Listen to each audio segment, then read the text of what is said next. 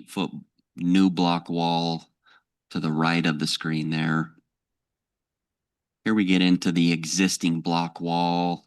You can see the homeowners are setting things on that block wall. You know, it's been vacant land there so long that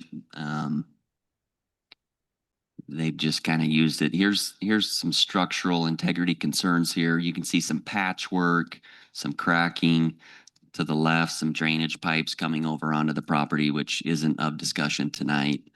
But the applicant just wanted to discuss this condition here and ask council if they'd be agreeable to allow this newly constructed 8-foot wall to meet the requirements of that condition due to those structural concerns with that existing wall. Applicant and staff feels comfortable with this request if this wall, I'll go to this first photo here. If this wall were to be finished, the newly constructed block wall here, if this were to be finished and tie into this block wall to create that a secure area, along with the southern portion, which is this photo. If this block wall were to extend another 25 feet or so, I'd say, and then that would seclude this use from those residents and then create an access point to this area for maintenance purposes. Staff could get behind what the applicants want to do here. So we're just wanting to discuss that and see if that's an option was willing to enter here.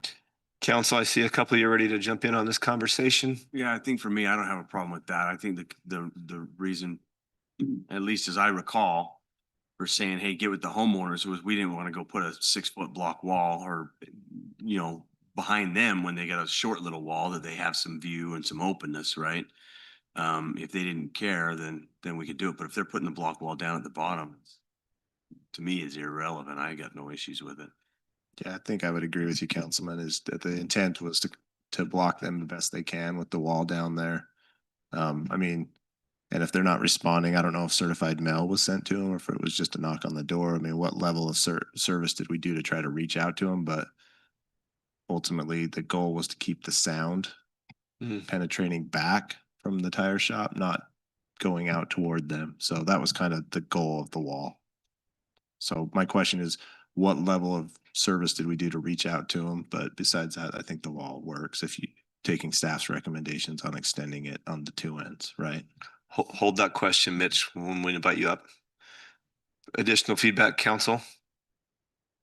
I don't have any issues with what's been proposed.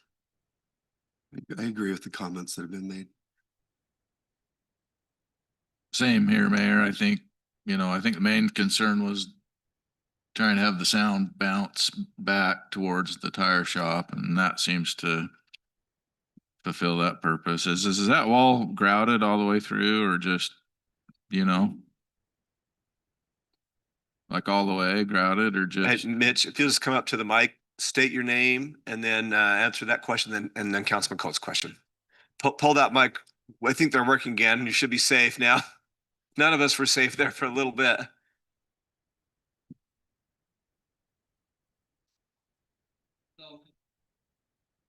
Yeah, so that is filled all the way up. Okay. Due to the height, it's 8 feet. And so. And then the question from Councilman Coates on the noticing. Yeah, so at the beginning, reached out multiple times HOA through text, phone calls, got nothing in return. And then eventually just went door to door, talked to multiple residents, some for, some against. There's a lot of renters in that area, so they were non-biased. They're like, we're not going to tell you yes or no. So they didn't give me an answer either. So that's kind of the route that we went for. And it was over a course of about 4 months that we were trying to attempt to get some information.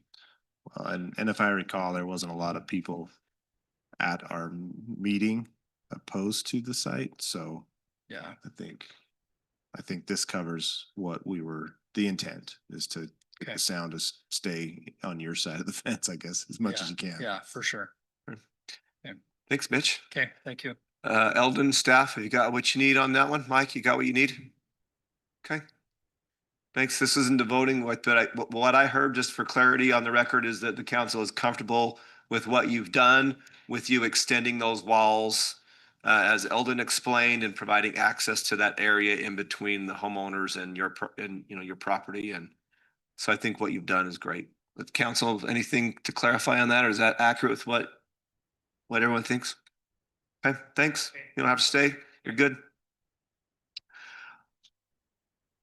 All right, let's move back to ultra water efficient standards.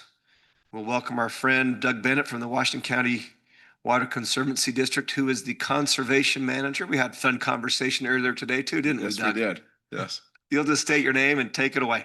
I'm Doug Bennett, Washington County Water Conservancy District Conservation Manager. Good afternoon, Mayor Staley, members of the council. Yeah, we were here talking about this issue. Gosh, I feel like it was a year ago, right, when we first introduced this.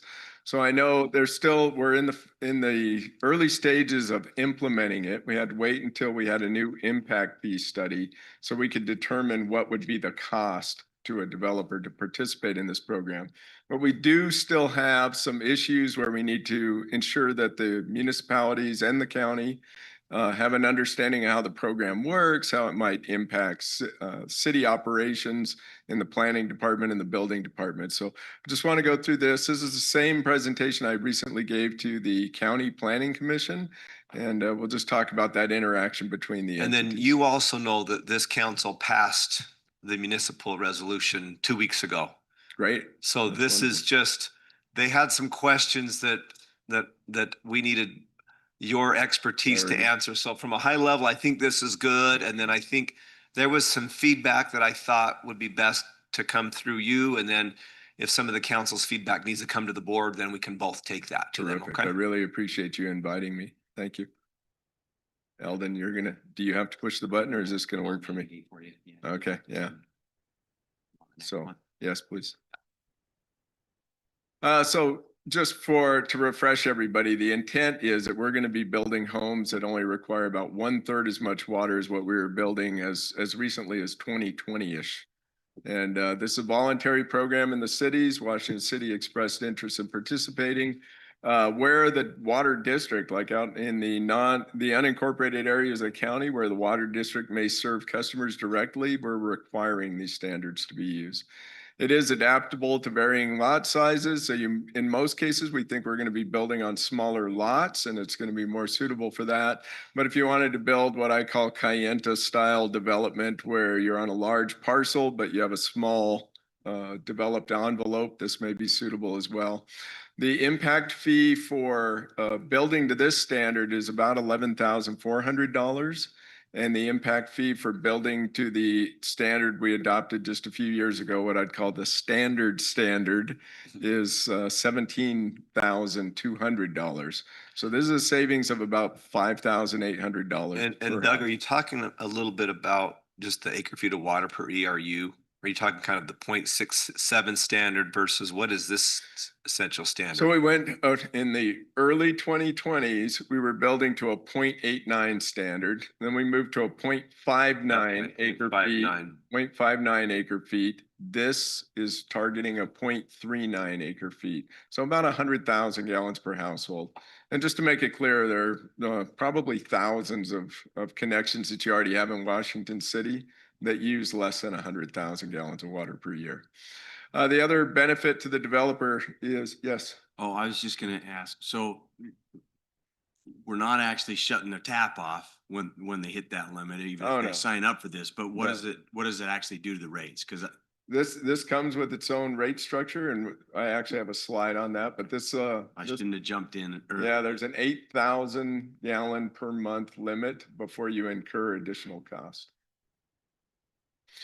One of the other benefits, we're all interested in trying to make housing more attainable for people that are having difficulty. And so anytime that we can reduce the overhead on a new home, that's beneficial. So for a long time, we pushed for homes to have both potable water and secondary water. And the idea was that our treatment plants, only had the capacity to produce so much potable water. The reality is our treatment plant is being built out to the point that we probably don't need to serve these neighborhoods with secondary water.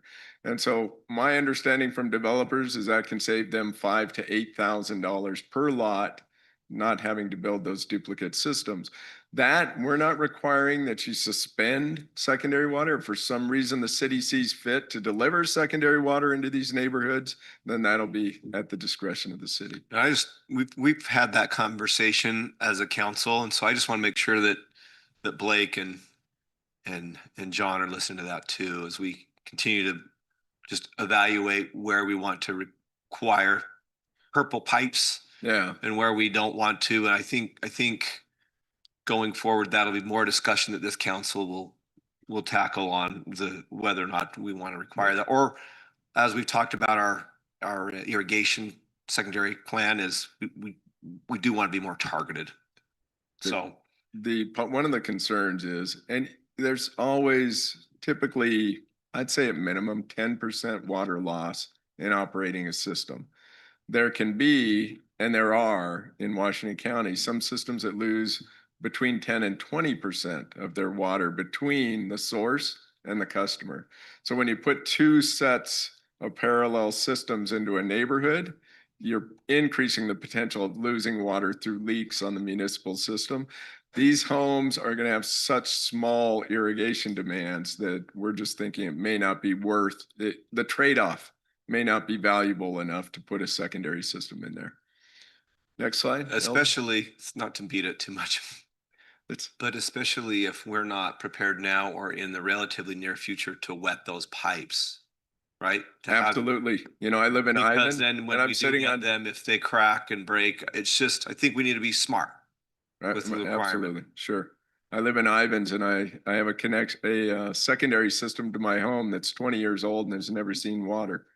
So that's, now they're concerned if they were ever to activate it, is there enough demand as the neighborhood has changed? And would they experience leakage because it's not been in continuous use? Now, I do feel like just because we brought up this topic, I do have to defend us a little bit. That was part of the regional water supply agreement that was required by the district, that all Right. homes had to have secondary. So Yes. it wasn't a city choice necessarily. It was required by the regional water supply agreement. I think it's as I pointed out, I think it's an indication of how things change and how quickly they change, and that we're able to provide much more potable drinking water. But obviously secondary water is what we make drinking water out of. And so in that respect, we want to make sure people understand that whether it's secondary water or potable water, it's all really valuable water in the Would county. you say it's one water? Yes, I would. I would. I should have worn my hat. That was for Carrie. Indoors, we just require the same requirements that we have of the existing standard, but we will be discouraging the use of salt-based water conditioners in these homes. Now, discouraging doesn't mean that we're going to ask people to open their garage so we can see what kind of water conditioning equipment they have, but we do want to ensure that the builders or the developers are not packaging salt-based water conditioners as part of their amenity package or something like that. So the average home with a salt-based water softener is putting on average about 400 pounds of salt into our wastewater stream. And whereas we're going to be reusing that water, salt is one of the big contaminant challenges of reusing wastewater.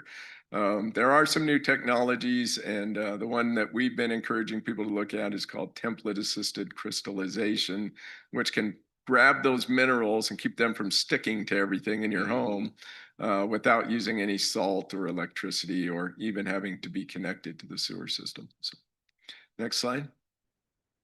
Can you put out information on some of those? I sure Because can. In It's fact- so easy to, and they're everywhere, right? But Yeah, I wrote an article that we sent to all the plumbing professionals in town about these, because very few people have heard of this technology. But that QR code on this slide, if you were to shoot that, it'll take you to this report where you can actually look at different water conditioning systems and what their pros and cons are. The other benefit of this, it's much lower cost and has much lower operating costs. But I know for a lot of us, the simple fact that you don't have to go pushing a flatbed cart to get 8 bags of salt, right, take them back to the house is one of the benefits as well. So, okay, next slide. Yes. Some of the unique characteristics, and I think what really help us get under 100,000 gallons per year is that these homes will not have private lawns. They can have 2,000 square feet of drip irrigated landscape plantings, but they will not have spray irrigated lawns. Those irrigated areas, if it's on a large lot, need to be contiguous to the home so that they're not off in the distance on the parcel, so that we can manage, I guess, the standard. And then if for some reason, as was pointed out in some of the developments, sometimes there's a need to reestablish native vegetation on the parcel, and you would be allowed to irrigate that native vegetation until it became established. Next slide. Pool spas and water features. We do not allow private swimming pools on these parcels, but community pools are certainly allowed in the neighborhood. A homeowner can have a freestanding spa of up to 100 square feet. Some folks say, why freestanding? Any ideas? Because when the freestanding spa leaks, you know it's leaking. Whereas if it's built into the earth, we have a lot of leaks on swimming pools. It's estimated up to a third of swimming pools have leaks in their shell. And then we just, that auto filler is just adding water all the time. So sometimes people have no knowledge that their swimming pool is leaking. We'll have the same standard for ornamental water features of 25 square feet, which is our standard existing in the code already. So active recreation areas, what we're trying to do with these developments is encourage the developer, and keeping in mind that you and your planning commission have the ability to push the development in the direction of providing these kinds of amenities. But we'd like to have a neighborhood park. So instead of creating a neighborhood park in everybody's backyard, the idea is that there would be a walkable location where people could go to and their children could play. They could throw a frisbee, walk their dog, whatever it was that they were doing. So we want the high water use intensity features to become common area features. For each household, so we start at 15 homes before you can build one of these common areas. Our expectation is that these neighborhoods are going to be full-blown subdivisions, but there'd be a 1,500 square foot turf area allowed. Each additional home beyond 15, you would keep adding 100 square feet per household to whatever scale the subdivision was. And then for each square foot of lawn area, you're allocated another square foot of drip irrigated landscape area. So 15 homes could have a park of 3,000 square feet that was half xeric landscape and half turf grass. If the city chooses to build a municipal park there, or directs, the developer and the city come into an agreement to create a public park, that's not subject to any restriction whatsoever. So it'd be the same standards that you're already using to build your public parks. Next slide. So I'm a big believer that it's fun to get wet in a place where it gets to be 116 degrees sometimes. But the big challenge is we found that swimming pools often were going underutilized. So there are about 8,000 swimming pools in Washington County. The average household only gets wet in their pool 15 times in a year from survey information. Now, some people, it's every other day, and other people maybe haven't gotten wet in a very long time despite fishing bugs out. I have to thank you because now I have another argument with my wife why we can't get a pool. I want families to be able to go to the pool, and our hope is that we can encourage the developer to build a community swimming pool, because that's going to be used quite extensively and more appropriately. So same thing, there's a formula that establishes how big the pool is and how much larger it can get. Now you might think, we start at 15 houses and a 650 square foot pool, and we're only adding 10 square feet per additional household. I know that sounds minuscule, but the reality is, in talking to some of the developers, we actually had to establish this policy that says no single pool can be larger than an Olympic swimming pool, because some of the developments are projected to be so large with thousands of homes in them that you could wind up with another lagoon style development. And while I can defend things like Desert Color on the basis of its density the density of the housing there and so forth. The lagoon is always a very contentious issue in terms of a region that's struggling with water supply. So we talked extensively to some of the developers, and this was the solution that we came up with for very large developments. We do want if you do create a neighborhood swimming pool, we want it to be separately metered. And that way we know if that pool is leaking, we can distinguish landscape irrigation from swimming pool filling, and we know if there's some kind of a problem that needs to be addressed. Next slide. Ornamental common areas be dealt with as they are now. So I put the slide in just because the question may arise. But for the most part, we're doing ornamental areas we're not putting turf grass in them. They're drip irrigated plant materials. So whatever the city's existing landscape requirements are for streetscaping, that would remain the same. Now, this is where we talk about those rate structures. So pre-2023 homes, we're using close to 250,000 gallons per year on average. And that's the blue bars there. That's what we would expect their water use to look like on a seasonal or month-by-month basis. When we implemented the water efficiency standards for post-2023 homes, we expect them to behave more like the red bars in there. And you can see also we're projecting there's significant water savings for the people living in these homes. Do the red bars indicate the landscape conservation ordinance that we passed? Right. If you're building to the standards, our expectation is you're probably going to be using about 150,000 gallons per household per year. The ultra water efficient are the green bars. And now I just told Councilman Belliston that there will be a rate structure associated with this that only allows you 8,000 gallons per month. And you can see in the summer months that we're starting to hit in the 8,000 to 10,000 gallon range. So depending on how people manage their water or how they design their landscape, they may incur some minor surcharges on their water for several thousand gallons.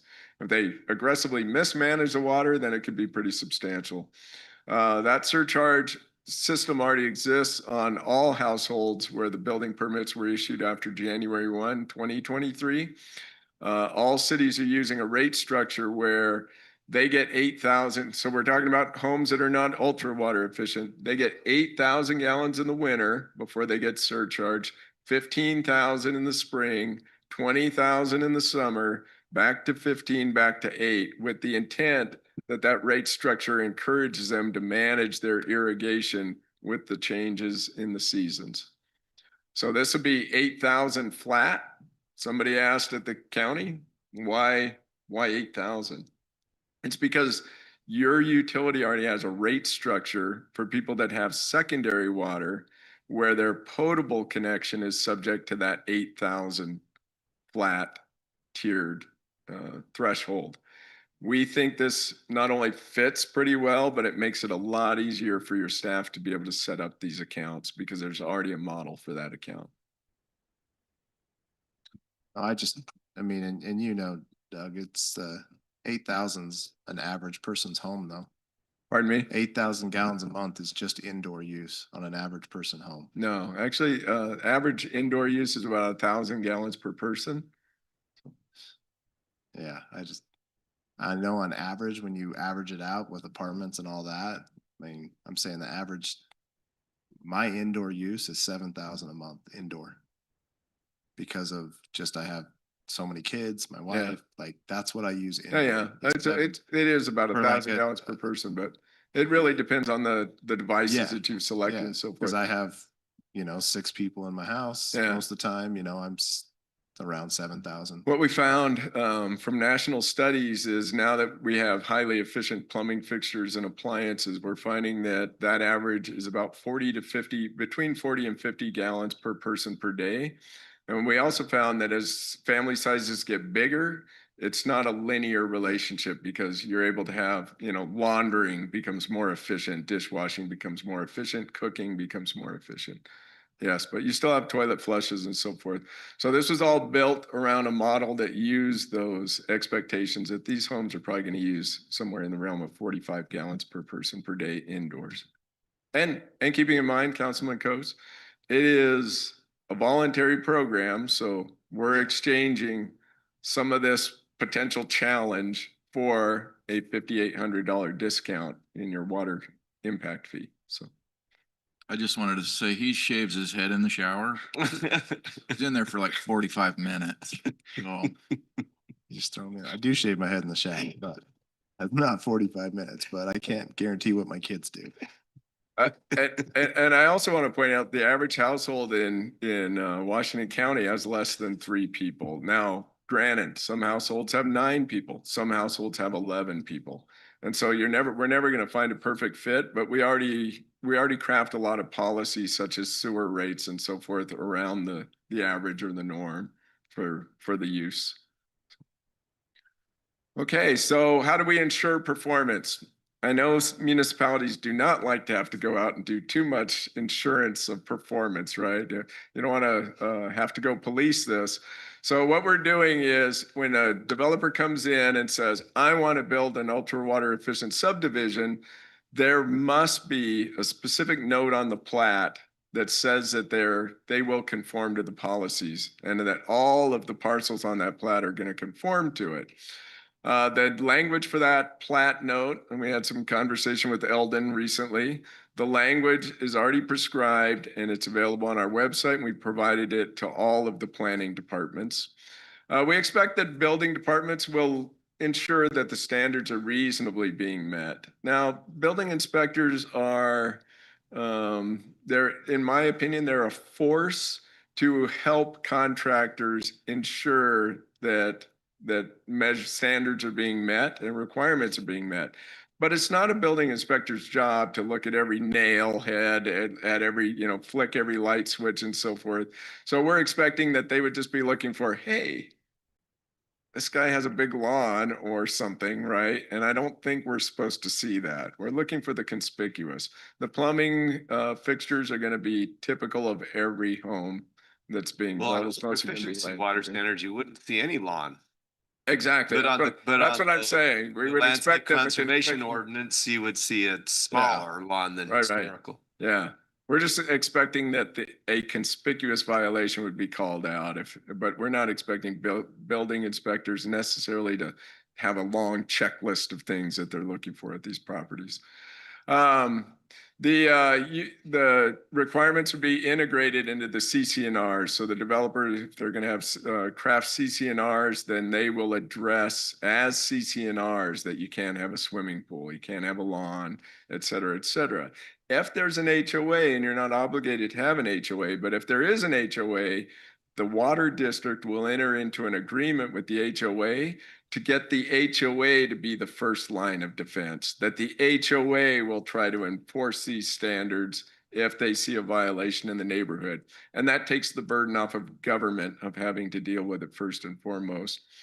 We talked about the excess use surcharge. And then if anybody wants more details about the program, all these building standards and information about the impact fees are available on our website. The last slide is just a closing one. Again, I put a QR code on there. If anybody wants to see what these standards look like or want to refer to them later, you can just shoot that QR code with your phone and it'll take you to our website. You can review all of this and get back to me if anyone has questions, be it the city staff, developers, or members of the audience watching today. Council, any feedback for Doug? Any comments? Councilwoman Casperson? So I'm sorry, I might have missed this, but did you say what the fee structure is? Is it what it is currently now for those? No, our impact fee, I'm sorry. I mean for the when they Excess use, use. yeah, for the excess use, what would it's those charges? an additional $10 per 1,000 gallons when you go over that 8,000 gallon threshold. Okay, so it's similar to what you have now. Right. And part of our intent, I know the municipalities were very challenged by adding all these new rate structures recently. And so we wanted to ensure that we were trying to have it conform as much as possible to the existing business practice for your water utility. Count for when you're planning the water for this area, how do you account for if they use higher usage than what? I know that we're not going to be shutting off people's water, but like if people are using consistently over that threshold of 8,000, how do you account for that and plan for that for future planning in this Well, area? like so many other things, we plan on the average. So my house, there's just two people in my household, but we use 50,000 gallons per year. And I have a garden and I have trees and I have flowers and my wife is an avid gardener. So I have those things. We're just obviously very water conscious at my house. So you're always going to have, I may have somebody that uses, I wanted them all to use 100,000. I'm going to have somebody that uses 150,000, but I'm going to have somebody else that uses 50,000, right? And so across the board, this standard will probably produce on average homes that use about 100,000 gallons. So in supply, from the supply side, we're always counting on that. Same is true for wastewater. We calculate what does the average home provide. Some will flush more than others, right? But they typically pay or have the same impact on infrastructure because we build and plan everything around an average. Can you talk about what the water district intends to do with the funds that are collected from the excess surcharge? Yeah, the surcharge money is paying primarily for conservation programs. So we turn around and if somebody goes, why is my bill so high? We try to sell them on participating in one of these conservation programs. And every year the water district is pumping millions of dollars back into the community in terms of landscape rebates and so forth. In the 3 years that we've run our landscape conversion program, we have put, I think, about $7.5 million into rebates in the community. That $7.5 million is producing probably close to $25 million in economic benefit locally because customers spend more money than we actually provided as a rebate. So one thing I like about it, it's all local. I mean, you can't outsource landscape. Your rocks didn't come from China. Your plants didn't come, mail order, not usually.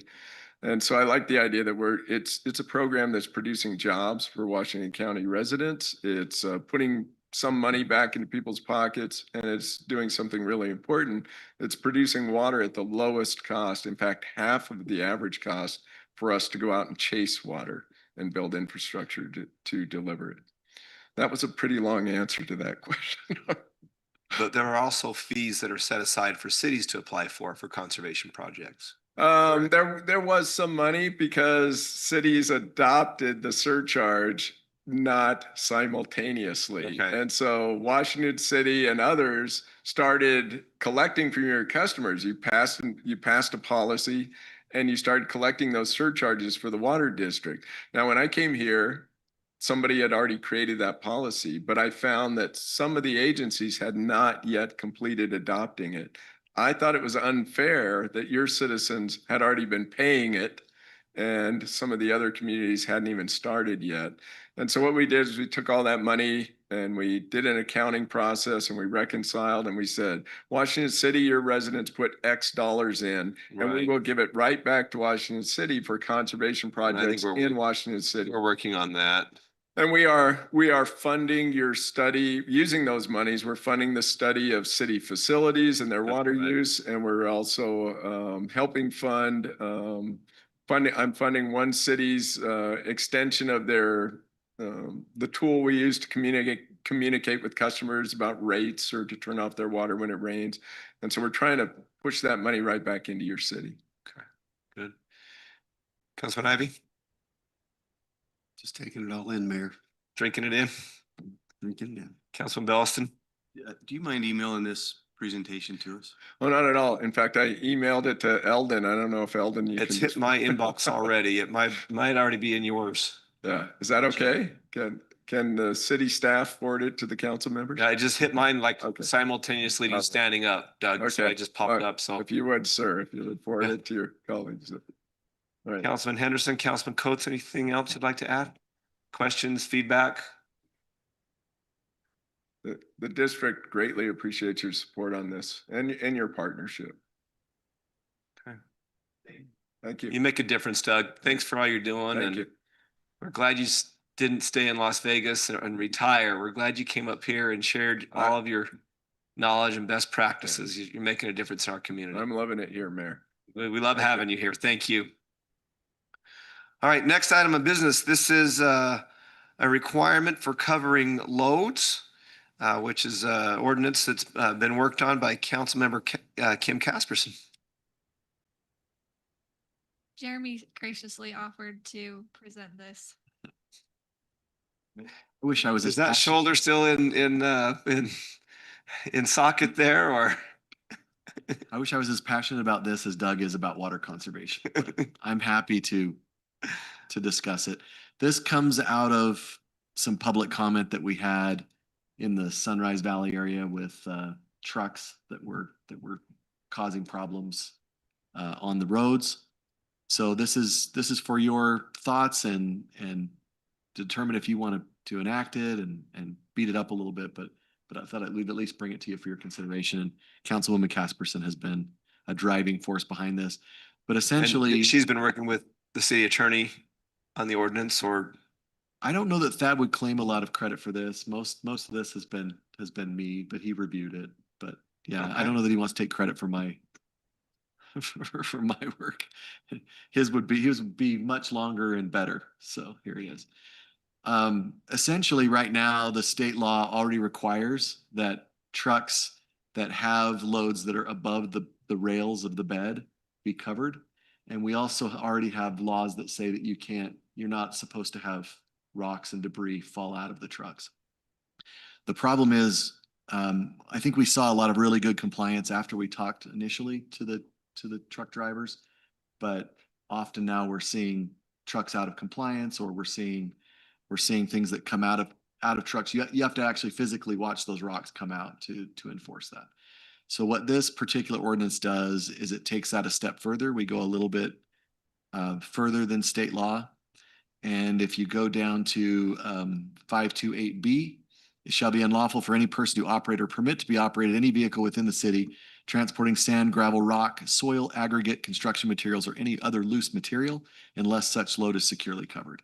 So basically we're saying if you have any of these things in your truck, trailer, flatbed, whatever you have, it must be covered. And it applies to all loads, regardless of whether it extends above, to, or below the sidewalls or the bed of the vehicle.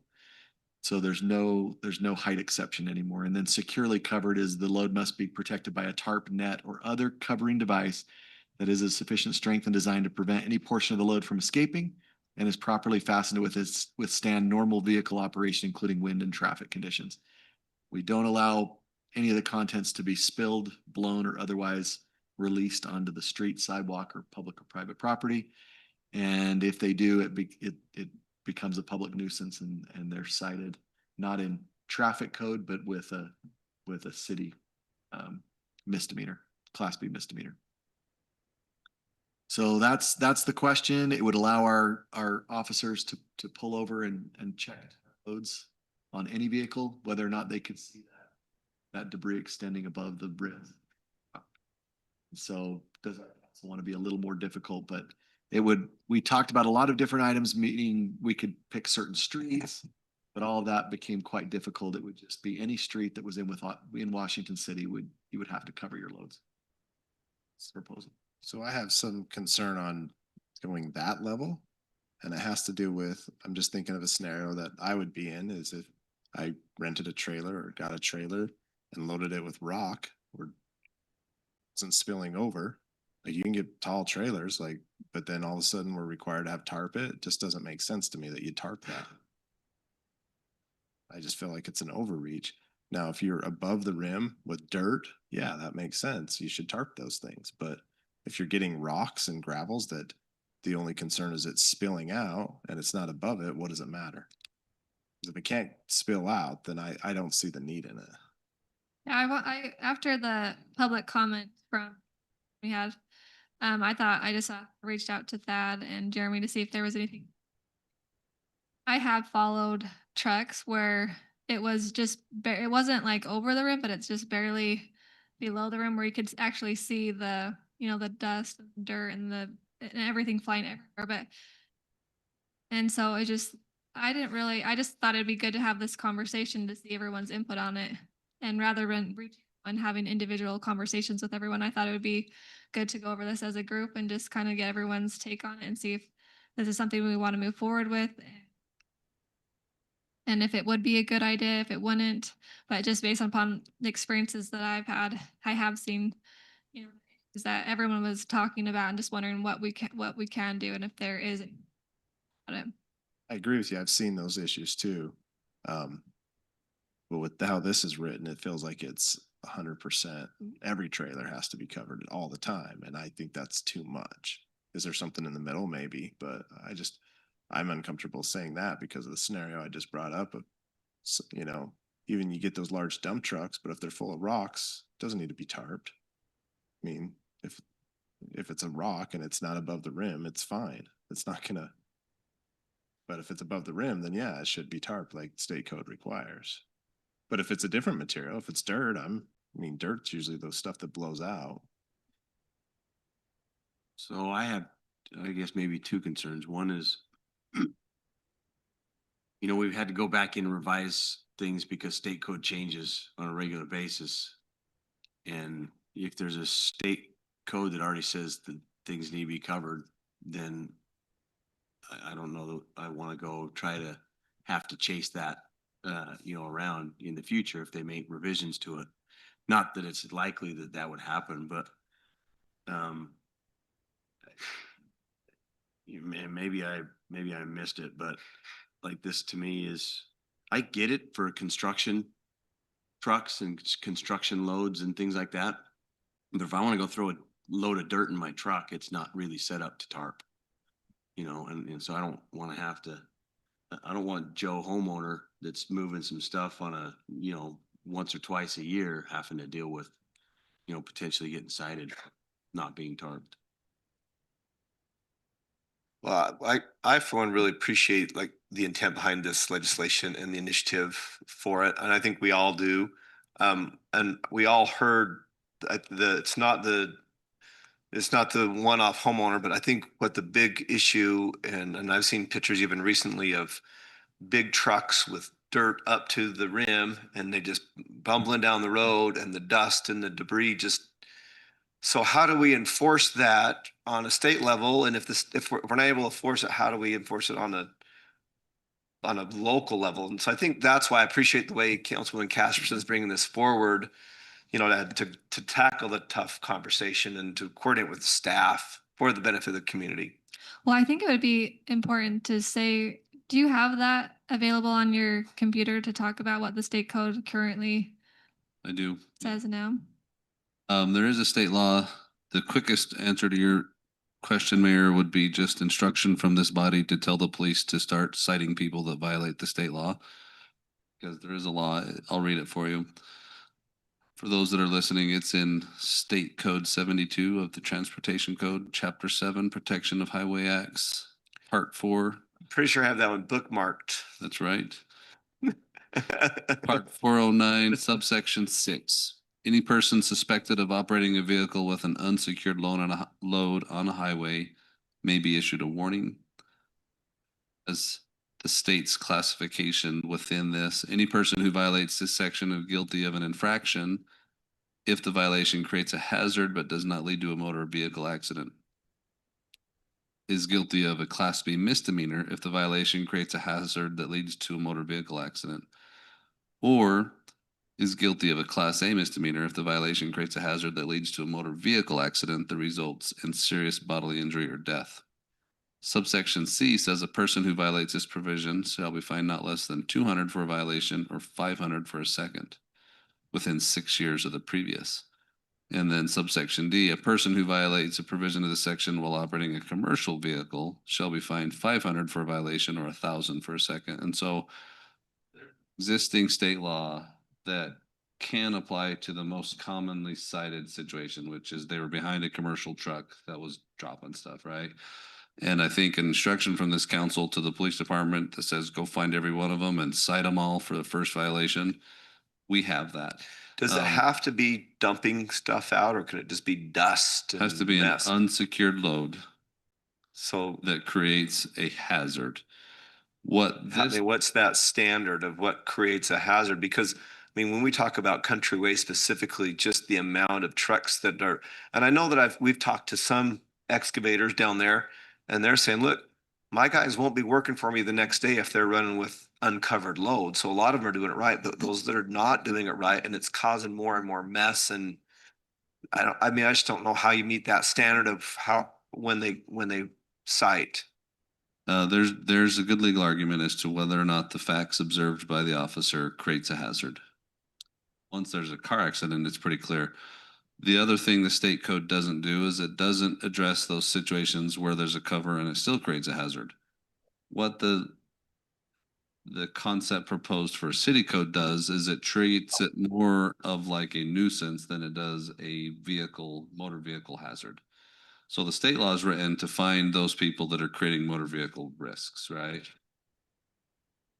What we've been hearing are people that feel like is just in the neighborhoods as to the things that they leave behind as they pass by 50 times a day.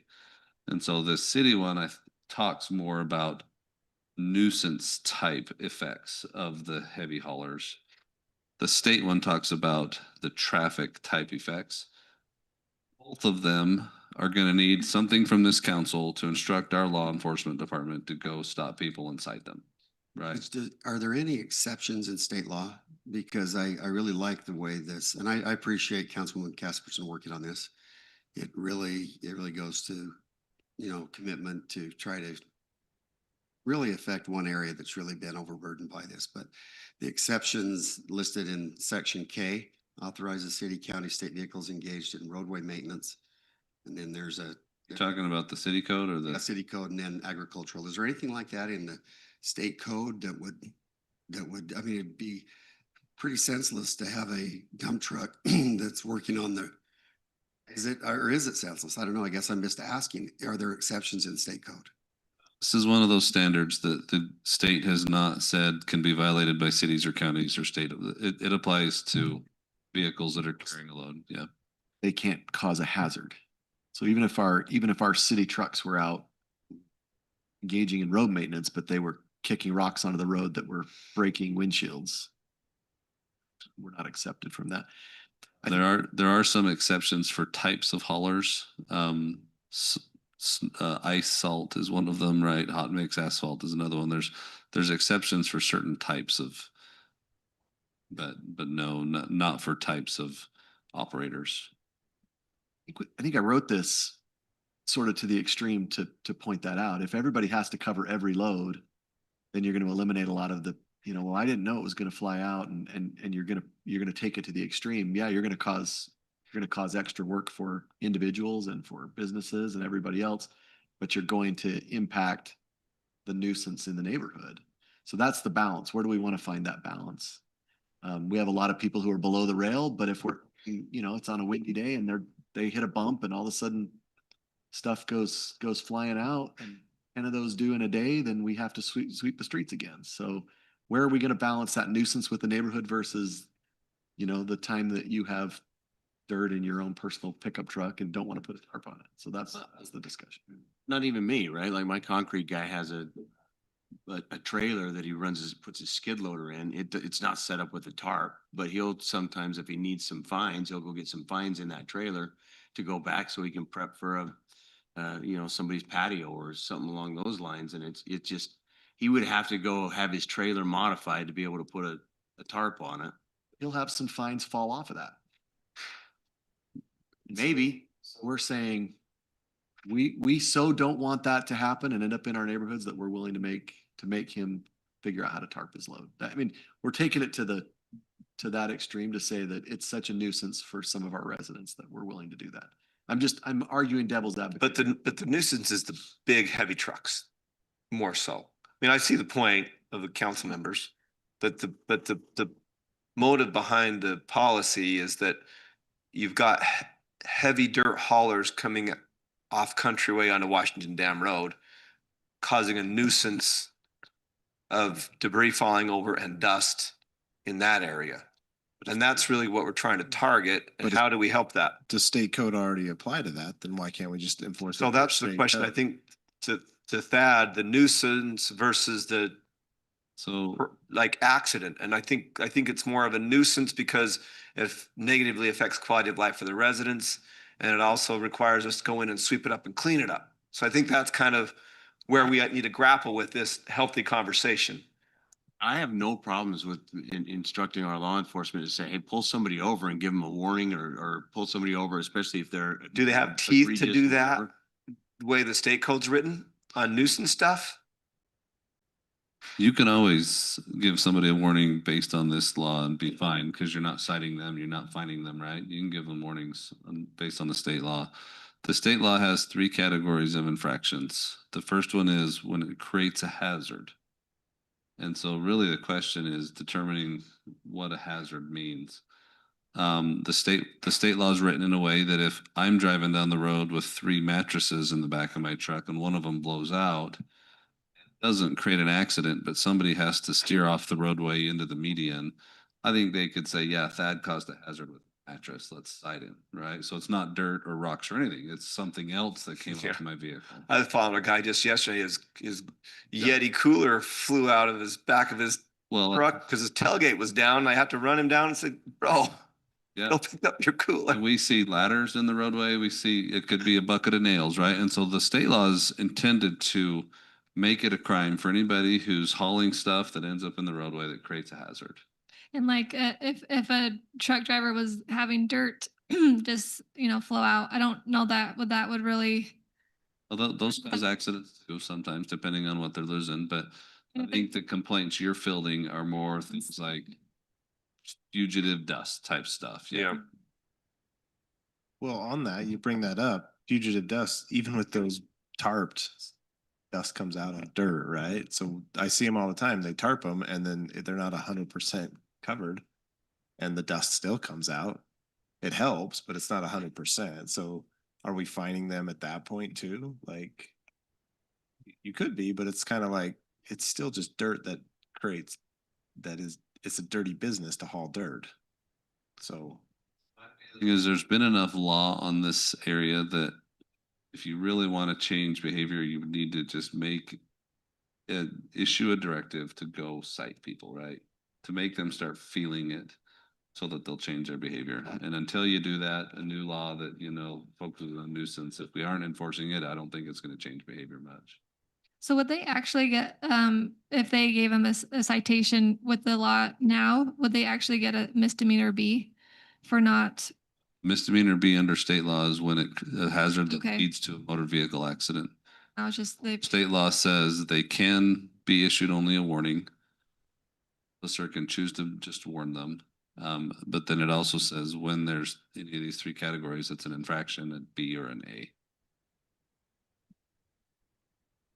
Yeah, because I didn't really want to have And we misdemeanor can B if they we weren't get- covering their loads either. We can pass a really good nuisance-based code, but if we aren't actually using that as in an enforcement tool to change behavior, I don't know that it's gonna change behavior much.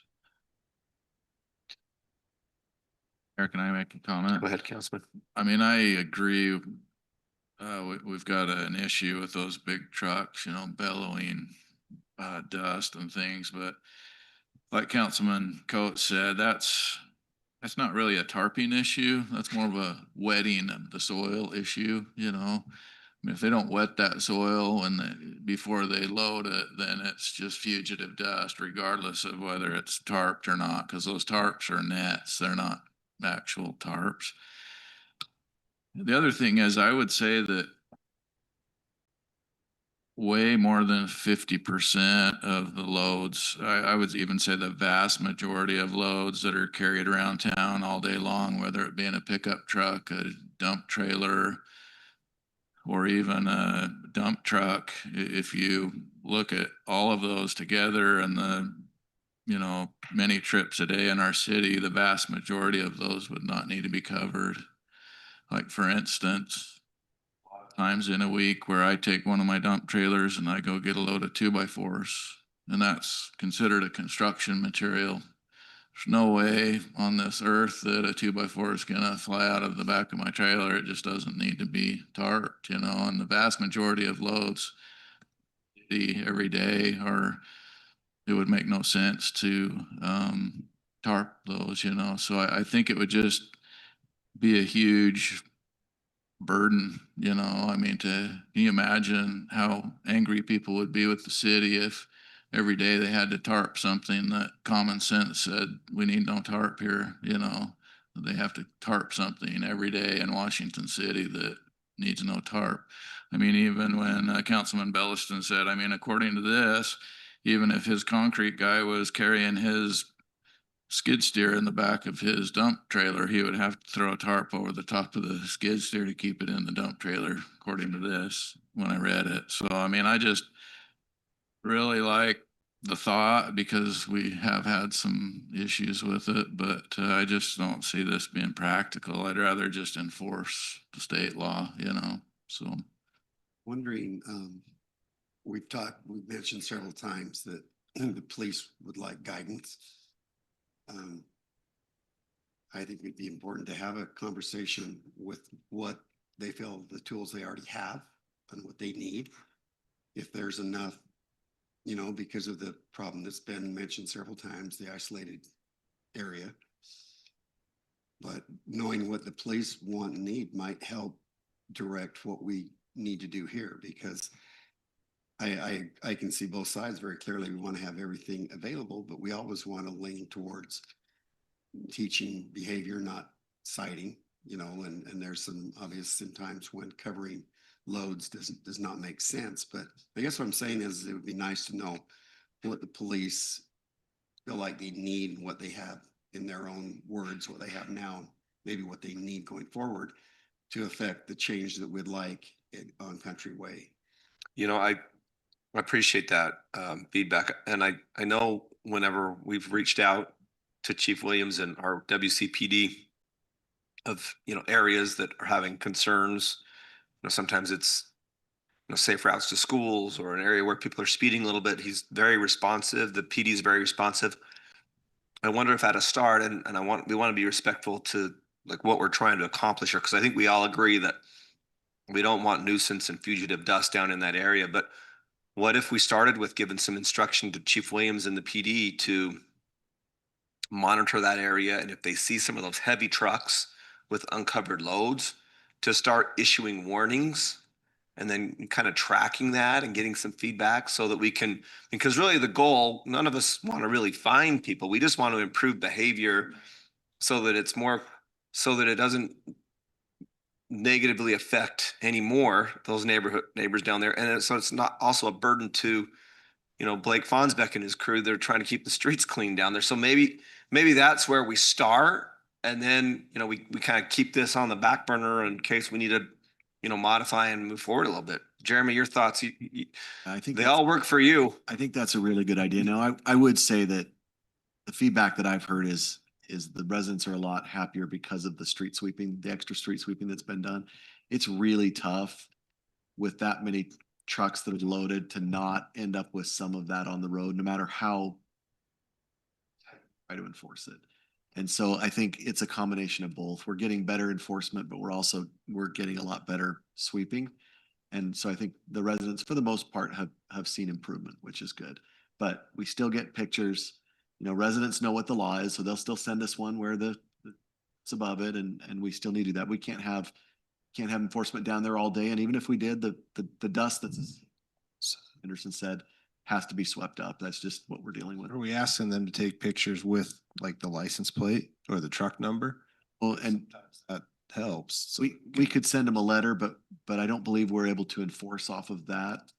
We can't enforce a speeder just because you send us the ticket, but we can. understand, but I know like on the landfill side, if we ever see a truck that has a spill, take a picture of the license plate or the truck number. Republic deals with it.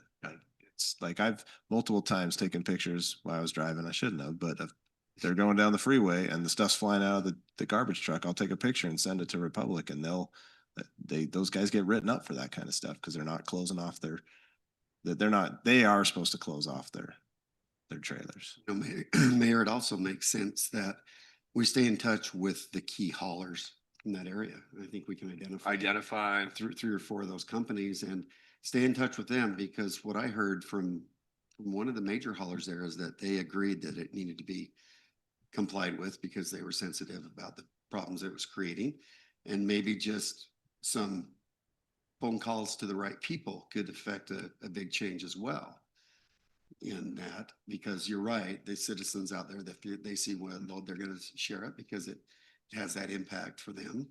but And we've gotten a ton of pictures from residents that I feel like every time they see it, they'll send it to this group that we're on. And so I appreciate this conversation. I know I just feel like we should not forget about like the issues there and just be mindful of it. And I appreciate the counterpoints that you brought up because it's true. Like you try to fix a problem, but you can oftentimes create more problems by adding more rules and regulations. And so I feel like the conversations that we had about trying to figure out a way that we can maybe reach out and see if those commercial trucks can do better with covering those loads and just being mindful of that area out there. I like it. And- Very and it- professional. And if we can't, this is the extreme position, right? We can maybe make it so 2x4s are exempted, but this is the extreme position. But not skid steers. If people will comply and they'll help us with our streets and they'll help us. I'll admit I have gotten fined for not covering to take to the landfill. So I mean, it does make a difference. The landfill has an interesting role because they have to look at every load and they're instructed by state law now to apply a fine if it shows up uncovered. And so, you know, Thad with a flatbed trailer full of tree branches with 8 ratchet straps versus, you know, Kim with the same trailer but 3 tarps. Like is one of those more covered than the other? And so there's interpretation there. I think if the city wanted to just really target these haulers of soils and rocks, you just take that proposed one, remove the construction materials, make sure there's an exception for anybody hauling garden mulch, and we would be good to go. And 2x4. We know that rocks on a Saturday in Craig's truck. Well, commercial, we can just get rid of, you No, know. I think garden mulch haulers like me probably need a rule too, because that can blow out and be a problem every. Is wonderful, but if Chief Williams is here, he'd tell you, there's no way we have enough officers to enforce on everybody, right? People have to comply. We have to get 90% compliance. We have to put something in place that makes sense and that people can comply. And you heard kind of marching orders, keep working from Public Works angle, keep identifying the haulers, PD with the warnings. I think those are the feedback that you've got. I appreciate the discussion because I think it also helps me when I get comments from residents to be able to answer them and say, look, the council is here and they are looking at it and they are looking at all the options, right? We have looked at it, we've had discussion and we continue to do that. So I appreciate it. Okay. Anything else, council? Anything else, councilwoman? My final comment, Mayor, is I appreciate her bringing it forward because it's something that need to be re-talked about. And it needs to be probably re-talked about again in a couple of months, 4 months, and maybe just continue to try to work on that situation out there. Okay. Get a bridge built. Well said. Anything else? Mayor, Last time? Mayor, it's Chief Williams. I just want to let you know I am online. I am attentive to what's been said. And again, we're doing the best we can with the resources we do have. I don't think that it's necessarily a law issue, but just a resource issue, trying to be in all the areas with all the different things going on at once. So again, we'll keep dedicating officers to these problematic areas and these issues the best we can with the resources that we do have. So I do like I know when this was brought up early on in discussion, I was part of that discussion with Jeremy and I do like the fact that Councilman Henderson brought up it's you know, to combat that dust is not a tarp, it's the wetting of the material to keep that from blowing and getting caught in the wind. So but yeah, we'll keep doing the best we can and we're not blind to it, we're not ignoring it. But we'll pay more attention to it as well. So Thanks, Chief. Thanks for being online and being involved in the discussion. And I think what I'm hearing is we'll keep addressing it from all angles. Okay, next item, final item of the workshop meeting. We do have a hard stop at 5:30. This is a cell tower project, and Economic Development Director Rusty Hughes will present to the council.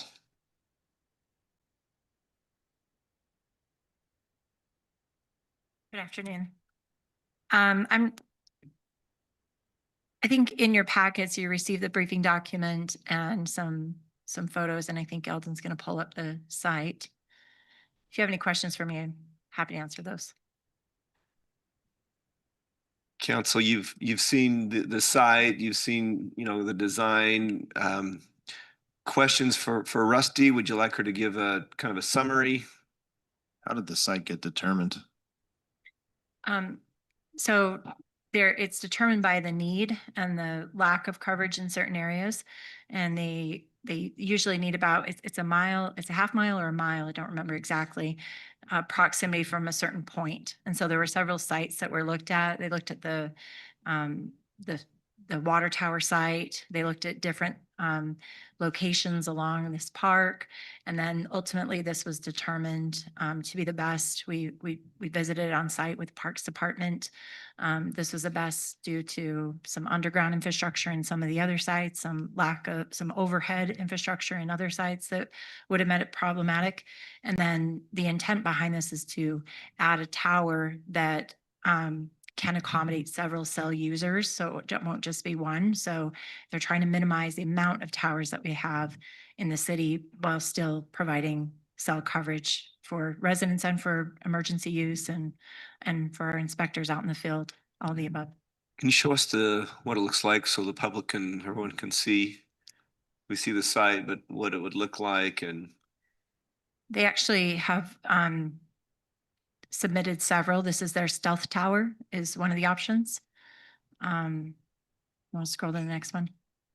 This is the standard tower that you probably have seen around town. what did you call the first tower? They call it a stealth tower. Stealth, because it looks like a sign It looks like a for the monument. city, like a monument, a Yeah. tall monument. What's They- the height on that again? It's 85 feet. So it's a tall Tall. sign. So it's more of a monument. They can add something because it's it's near a city park. It's on the outside of the city park. They're suggesting that maybe you add something that is kind of a reference back to that city park with the city logo. This is the regular cell tower. And then there's one more. This is also a version of a stealth tower. They can make it look like a pine tree or a palm tree. Did you an know 80 there's a foot. lone sequoia tree up at the base of Pine Valley? No. Yeah, there is a redwood. You know what I'm talking about? The road's a little rough. Oh. Yeah. There'll be others soon, right? No, it was planted 100 years ago. Okay, so tell us again, who's asking for this and what is the benefit to the city other than just the residents having cell coverage? So it's Anthem Net who's asking for it, and the main benefit is for residents and people to have benefit, and then the cell coverage in this area, and then the I guess the arrangement with the city, since it's on this part that the city owns. Most recent site, Rusty, It is. that's not what was submitted with the agreement. Down on the south edge of that side? park. Yeah, so they could get easy access into it there. I think they need to edit that because that's where there's some underground infrastructure where it won't work. This is their site, so they had originally looked at that, so maybe that was something we need to just have edited in the agreement. I didn't notice that. I appreciate you sending me a copy of your edits. I didn't see that. I got the agreement, exhibits, empty of exhibits. Had a new map that showed it, or maybe it's an old map, right by the parking lot. Yep, that is one of the locations that they looked at. So why didn't the water tank site work? There, I'll be honest, I'm having a hard time putting a cell tower right there against Yeah. our park, against our ridge line that we've been protecting for years, and now we're gonna throw a cell tower in the middle of it. so the water tower site didn't work. It didn't have the access around the cell tower. And in addition, there's some overhead transmission lines that obstructed the ability to raise it there. Councilman, the public park issue also has some legal challenges. I put a lot of red on the draft because it contains a lot of language like, their opportunity to acquire the site at some point. And because the land that it's on is 7 acres conveyed to the city by the plat as a public park, some of the things they like to have about private sites, we just have to demand come out of the public park site that they can't ever own. We also have to limit the amount of renewals because it's a public. Someday the city council might prefer to do something else there than a so. At the HOA for Coral Canyon. Have they approved this? Cause it's.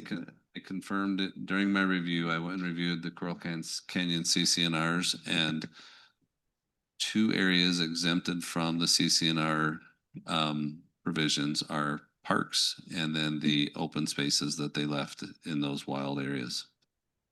So we brought this to you, if you remember. We brought it to you originally in a closed meeting because of land purchase. And the council wanted us to at least move forward to this point and find a suitable site. If you remember, because of. Not a suitable site. We never talked about specific sites. Oh, right? that's what Yeah. we're here for, but this isn't staff driven. This is driven by.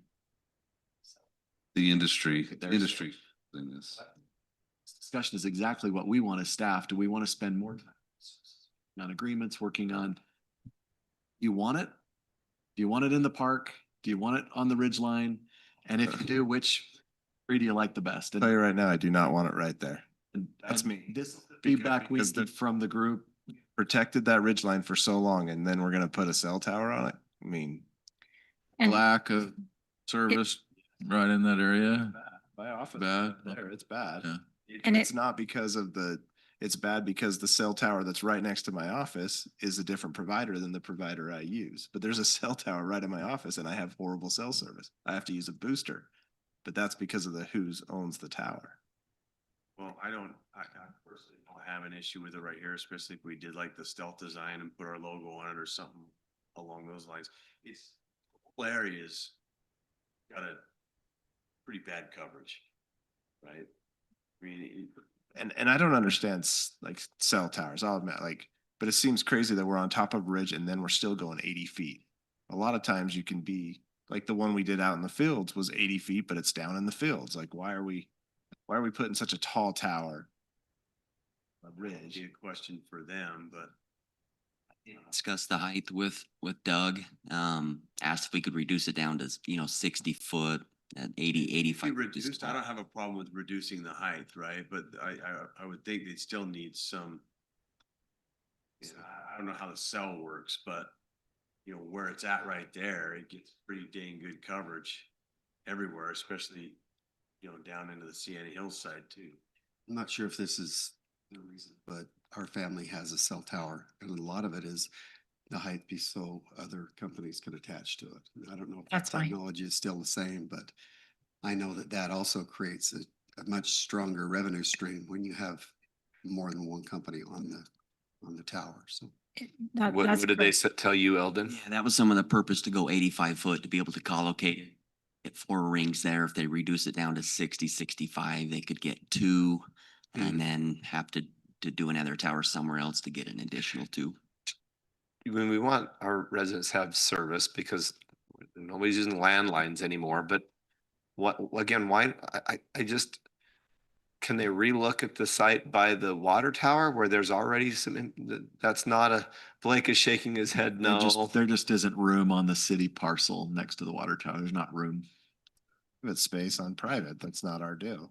We certainly can send him off to go look at private again. I think the city owns some interesting property, right, on that ridge, and that's why they were working with us, but And then what are the terms? I mean, what do they? Rusty can talk to that a little bit.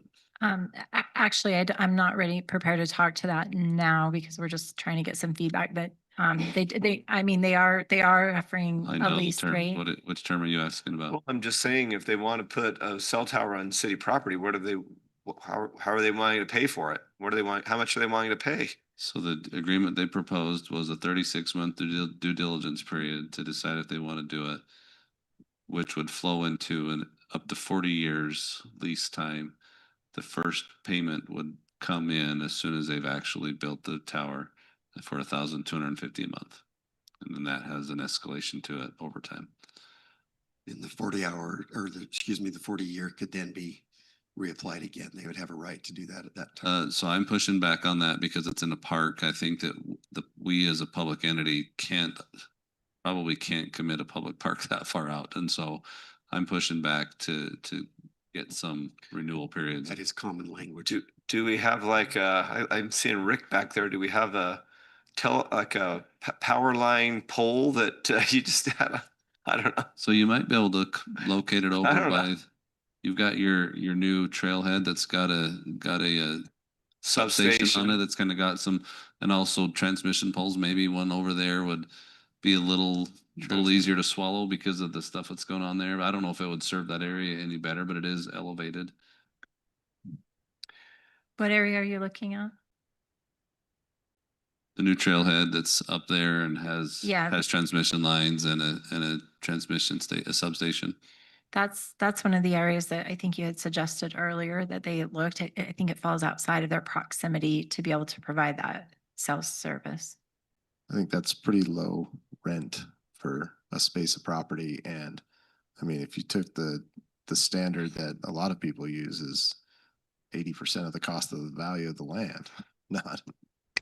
We really are in the early phases still looking at the agreements, but we didn't want to spend a lot of staff time and money on it unless, if you didn't want it there, then let's not keep going. If it were there, Councilman, would monument sign or the others? If it were, I'm not, If you did it, if you did it that stealth design and put our logo on it and did something cool, I mean, you could put America's 250 logo on it this year and maybe a different logo next year, right? But I don't have an issue with it. If it's aesthetically treated. oh, Blake, come on up to the mic. We'll extend this mic up to you. Sorry too, but the cell tower. Hold that up lease- a little, just a little The cell bit. tower lease we just renegotiated up at the Parks Yard. We're getting 3,200 a month for that one. Okay, So anyway, and that has a 3%. yeah, escalation. clause. Yeah. Anyway, I That's just- good. when I heard that, What I other was like, feedback do you have, Blake, while you're here?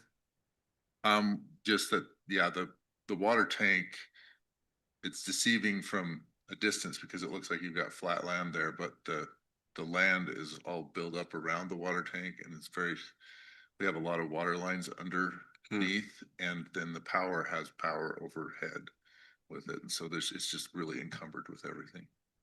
But it just didn't work. We looked at it very extensively and it just didn't work. So, but when I heard that amount, I was like, what? Yeah, that's helpful.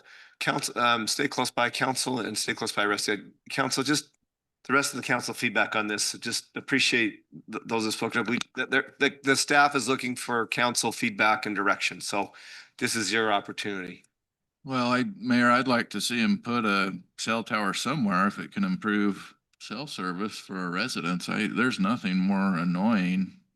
Like you said, Mayor, hardly anybody has a landline anymore, and I hate being in neighborhoods that you can't get your cell phone to work well. So, I mean, I'm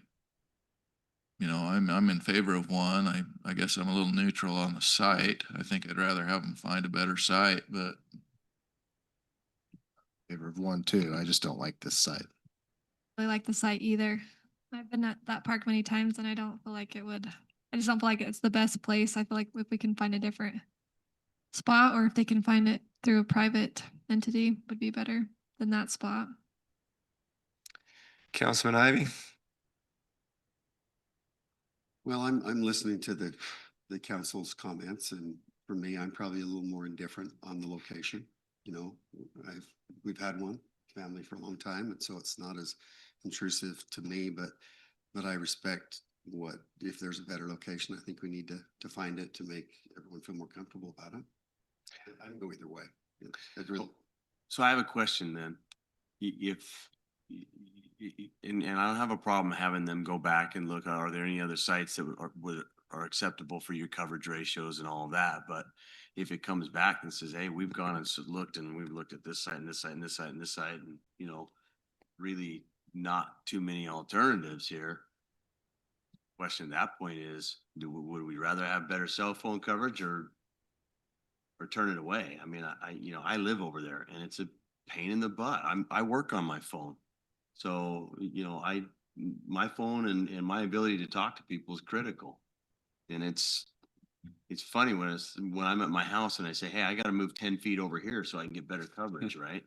And that happens. So, I mean, I don't know that in my mind, I don't know that there's many other sites around. So Rusty, I love that you're taking this feedback, right? And I'm not sure how you drew the short end of the stick on this. I mean, we should have, you know. Did you see her look at me? Yeah. That's how she drew the short end of the stick. Complicate it further. You're a trooper. Say that again. Can I complicate it further by saying we should try to see what residents in that area think about it in that HOA? Kim. Let me help you out. Councilwoman. Put on the ballot or just have a public hearing for them. So what I'm hearing is there are some that don't like that location. There are some that are indifferent to the location. There is a consensus that there's need for better cell coverage. The council would like to see them consider other locations. And it also sounds like what they're offering us is about a third of the going market rate. Is there any other questions you have in terms of seeking council feedback? That's what I've heard from the body. I would appreciate just a straw poll. Do we move forward with this site or not? Because that still doesn't give me enough. I don't want to spend a lot of staff time if the council eventually. We're going to go with the straw poll. We don't have for if you're in favor of the site straw poll. Do you have something before we do I this? This do. was a fun little exercise that I was going down, but go ahead. So exploring city sites, I was just looking through, this has been a several month process and looking for something within the proximity. This is our fourth site that we've looked at. So I think we have likely exhausted city-owned sites. City manager said, we can always send them out to the public. Actually, rather than like a vote straw poll, I'm actually just going to go from my left to my right. And if you would just give your final feedback on the site and what it might look like so that Jeremy can tally what might be termed as a straw poll. Councilman Belliston, your feedback. Like I said, I would rather have the coverage for our residents and the people that need the coverage. This is a site that works for what they need. I don't have an issue with it. Okay, thank you. Councilman Henderson. I think I would, if we have to say yay or nay, I mean, I'm gonna side with the idea of better cell phone coverage because that's just annoying. So I'm good with it. Make it a palm tree and I'm a definite yes. Councilman Coates. I'm a nay at this site. Councilman Ivy. In my opinion, I think the pros outweigh the cons, so I'm in favor of the site. Councilman Casperson. I'm a nay, and I think we should hear from the residents who live up there. I love it. It is my privilege to be the mayor and not vote on this. Just summarize. I'm hearing that we'll move forward. Correct me if I'm wrong, we're gonna have conditional use or something to. That's correct. There'll be a conditional use permit, which will have a public hearing. We'll go But to, I'm saying we should do it before we get to that point so we can hear from the residents. So Eldon, with the non-vote mayor consensus. We don't take any action in a work session anyway. Eldon, will you just pull up the city map? I would like to maybe ask for another non-vote as to just where within that park area you would most have comfort with staff looking at. So you'll see there where on the far east kind of flank there is where Rusty proposed it. Down on the very low flank is where the exhibit proposed to me. I would maybe propose one up on the upper flank. You see the upper parking, which isn't as commonly known by folks, but maybe you could fit one of those stealth ones more on the west side of that, Eldon, towards the west end of that parking, and maybe in there so you're not close to either edge. Maybe you have it be a stealth structure that's not as visible from either rim. Land planner. So I don't know if any of those work. Works for their site because I've done a few cell tower layouts, but so I think you'd have to work with staff. I mean, I don't like anywhere up there, but if we do, if, you know, I don't have the votes to not put it there, I would say at least make it aesthetically pleasing. They're notorious for putting chain link fence around it. It should be a standard block wall that meets the Coral Canyon HOA, all those requirements that go into hiding that. But I think any of them, I like your idea, that of going there. I just don't know if it physically works with the size, because usually they need like 60 by 60. I don't know that, Yeah. know that the one presented tonight works either, because they're part of the part of the packet I reviewed includes an easement and access right away. And I don't know how that works across the play and the park areas. The other concern that I heard in the past was when we put up our antenna, I got a lot of complaints from the HOA about the clubhouse looking right at the antenna, and now we're putting a big old pole up there too. Just, I remember them telling, hey, why did you guys put this antenna here that we put up for our radios to monitor stuff? And We can put our city logo on it and they can look at our city logo. I think those are options, yes. It is interesting, because even those antennas, like the one at the golf course, we got a lot of complaints, and now 2 years later, you don't even see it. Like, so it is, when they're new and they're in your sight, they weren't before, they're really obtrusive, but after a while, they'd become part of the landscape. But And I agree with you, right? So when we look at, we did the pole down in the fields, that was a 60-footer, I think. And that one you hardly see it. I think it looks fine. But where we're sticking it on top of a ridge, that's where I get like, really? Do we want to put that plus 80? Like 85? It's And then we're 80 gonna to put, 85. I think it gives them, they like it on top of the bridge because it gives them the most cover. oh, I get why they're doing it. I mean, but there's other locations they can go, it's just harder, right? This is an easy route. Any location they put it on, they have to come back to you for a conditional use permit. So whether it's on our property or somebody else's, that's gonna be up there on the ridge line if they found another one. Yeah, but in the center of Coral Canyon.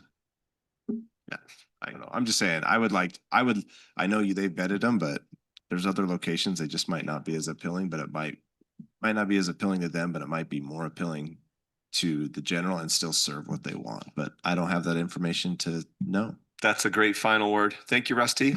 It's 5:30. We'll call for a motion to adjourn. So made. Motion by Councilman Ivy, second by Councilman Bellison. All in favor?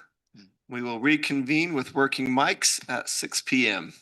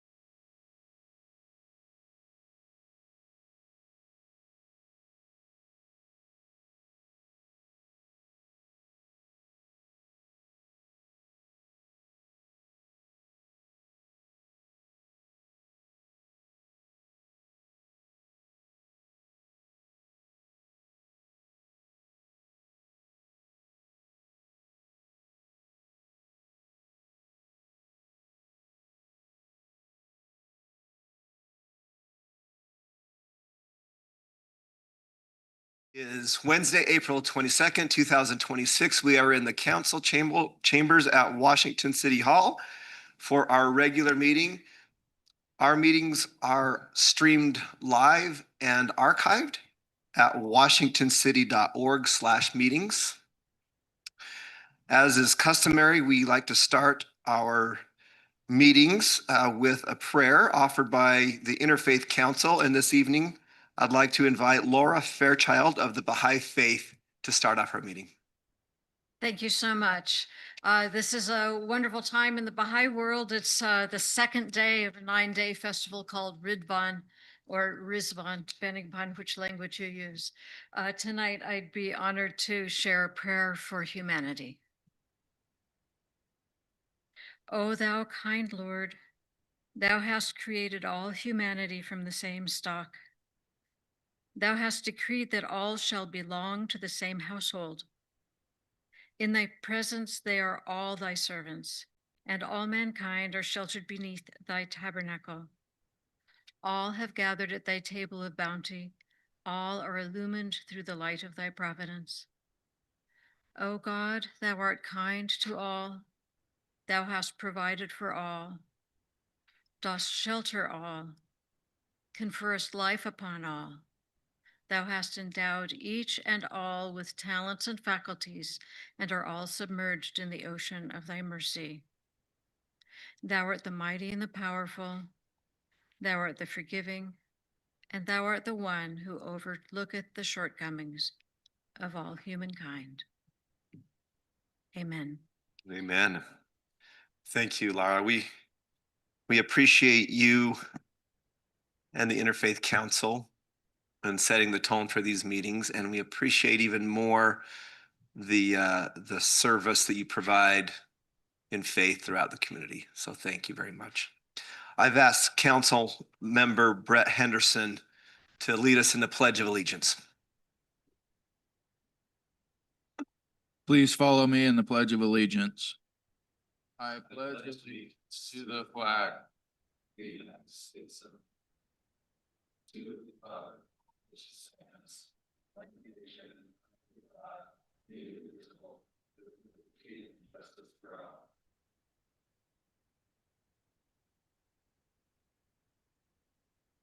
Council, we do not have need to go to a closed session, so I will call for a motion to approve the agenda as outlined. So made. I have a motion by Councilman Belliston. Second by Councilman Henderson. All in favor? Aye. The agenda is approved unanimously. We do have some announcements. And the first is the reading of a proclamation for Arbor Day. And before I do, Paul, do I see Paul Walker? I think he just stepped out. How many years has Washington City been a Tree City USA member? We're going to go with 16, 17, something like that. I don't know if it works as well as that 6-7 thing my kids used to do a few months ago, but we're going to go with that. And I will read the official proclamation. Whereas in 1872, the Nebraska Board of Agriculture established a special day to be set aside for the planting of trees. And whereas this holiday called Arbor Day was first observed with the planting of more than 1 million trees in Nebraska. And whereas Arbor Day is now observed throughout the nation and the world. And whereas trees can be a solution to combating climate change by reducing the erosion of our precious topsoil by wind and water, cutting heating and cooling costs, moderating the temperature, cleaning the air, producing life-giving oxygen, and providing habitat for wildlife. And whereas trees are a renewable resource, giving us paper, wood for our homes, fuel for our fires, and countless other wood products. And whereas trees in our city increase property values, enhance the economic vitality of business areas, and beautify our community. And whereas trees, wherever they are planted, are a source of joy and spiritual renewal. Now, therefore, I, Cress Staley, Mayor of Washington City, do hereby proclaim Friday, April 24th, 2026 as Arbor Day in Washington City, and I urge all citizens to celebrate Arbor Day and to support efforts to protect our trees and woodlands. And further, I urge all citizens to plant trees to gladden the heart, promote the well-being of this and future generations, dated this 22nd day of April, 2026. That is done. We all love our trees. Now, you know, they provided this official proclamation to me. By signing this, I am not necessarily agreeing with the term climate change, just for the record, but we do have an interesting climate here, which this past year has been severe drought. Announcements. The rest of this week, the council will be participating at the Dixie Center at the Utah League of Cities and Towns, doing training and learning to do our duties of representing citizens the best we possibly can. But more important is we have Cotton Days coming up next week, and that celebrates the resilient founding of what we now call Washington City, which is also called Utah's Dixie, as part of what was called the Cotton Mission.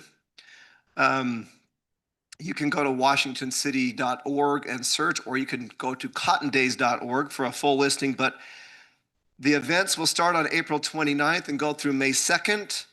On April 29th at 6:30 p.m., there will be a Wills Park Kids Jam session. If you haven't been to the new Wills Park yet, go see it. It is amazing at how much it's being used and the value it adds to the community. On Thursday, April 30th, Friday, May 1st, and Friday, May 2nd, there will be a new musical that tells the story of Washington's commitment to youth and the building of the addition of what was called the old gym, now called Heritage Hall, onto the back of the sandstone schoolhouse, now museum. That building is also of sandstone, built on a lava rock foundation. It's got a remarkable story. The play is called Side by Side. They'll have those 3 evening showings plus a matinee on Saturday at 2 o'clock. Search that up on cottondays.org. There's a QR code there that will give you tickets, and they are free. And I can tell you, the play was written by some of our talented local residents, and it's performed by locals, and it will just be a wonderful date night or evening out with friends. In addition, oh, go ahead, Councilman. I understand one of the stars of that play is present tonight. I see this. Does he play? Would the star of playing Miller Iverson please stand? We'll give you a round of applause.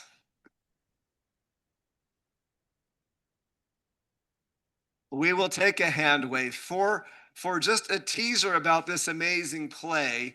You know, when Washington City wanted to expand onto their schoolhouse to build this amusement hall, because you know, the youth needed a place to recreate and the community needed a place to gather, the Bank of St. George at the time wouldn't sign off on the notes, despite notarized signatures from almost every resident in town, as they called Arthur Paxman Patrick Henry, because he was relentless in trying to get that built for the youth and for the community. Ultimately, the concession was that if you could find 3 property owners with enough assets to secure the loan, then the bank would fund the other half, partnered with the school district, to build this amusement hall. And so Arthur Paxman, who was a state representative,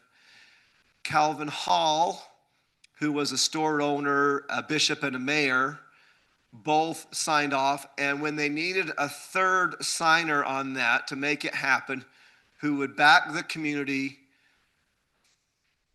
when he and Evie Iverson heard that it was for the benefit of the youth, and they had a big family, He and Evie became the third signer. And so now we have brought life back into that amusement hall. It's now Heritage Hall, and it is just a wonderful addition, reintroduced back into the community. If you want the details and the fun stories and the nuances of the story, go to the play, trust me.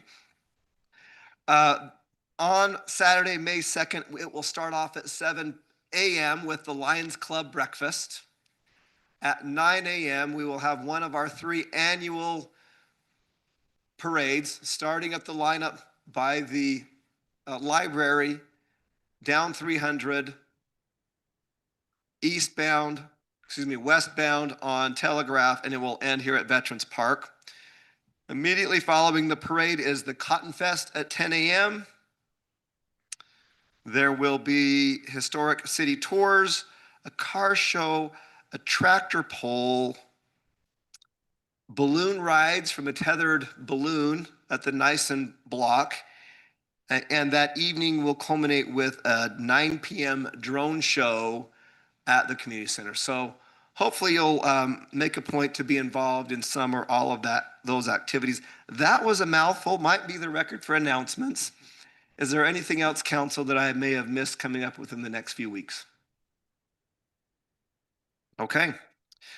Next item on the agenda, declaration of abstentions and conflicts. Any abstentions or conflicts this evening? None. Next item is the consent agenda, consisting of approval of the minutes from the city council meeting 4/8/26. And that's it. I'll call for a motion on that item. Mayor, I'll make that motion to approve the consent agenda as outlined. I have a motion by Councilman Belliston. Second. Second by Councilman Coates. All in favor? Aye. Any opposed? That is approved. The consent agenda is approved unanimously. We do have 3 public hearings that will follow a motion. 2 of those I will run concurrently, although they are noticed separately because they have separate tax IDs. I will also make note that the recorder informed me we did not receive any online public comment on any of the items requiring a public hearing this evening. Item 5A is a public hearing and consideration to approve an ordinance accepting the annexation petition known as Adams Addition. City Recorder Tara Pence, are you presenting or is Eldon? You're right there. You're usually up in your office. Take it away, Tara. Right. All right. So as you said, this is the public hearing for the formal acceptance of the Adams Addition annexation. The request is for approximately 140 acres located in Washington Fields. It's along 20 East, and a second parcel extends to 3090 South. The petition was submitted in accordance with Utah State Code and was accepted by City Council in February. Since that time, we have verified that all statutory requirements have been met, and it's been certified and to be complete on April 7th. Tonight's public hearing is the final step in your review process. Once you consider the formal adoption of the ordinance, we'll do the final steps, which is sending it to the Lieutenant Governor's office, and then we can record. Staff is recommending that the application come in with a residential agricultural zone of RA1. And if you have any question, I do understand that it probably will not stay that, but that's what we're asking for at this time for the parcel. And Tara, just for the record, that's typical for that to come in with an RA1 zoning because of it's the most Just consistent with the current use. Mm-hmm. Wonderful. Council, any questions for Tara? Okay. Seeing none, I will. At this time, I will open up the public hearing for anyone who would like to speak to item 5A, which is an ordinance accepting the annexation petition known as Adams Addition. Seeing no one come forward, I will close the public hearing. Is the applicant or the applicant's representative here? Would there like to be any would you like to say anything to the council before we have further discussion and or a motion?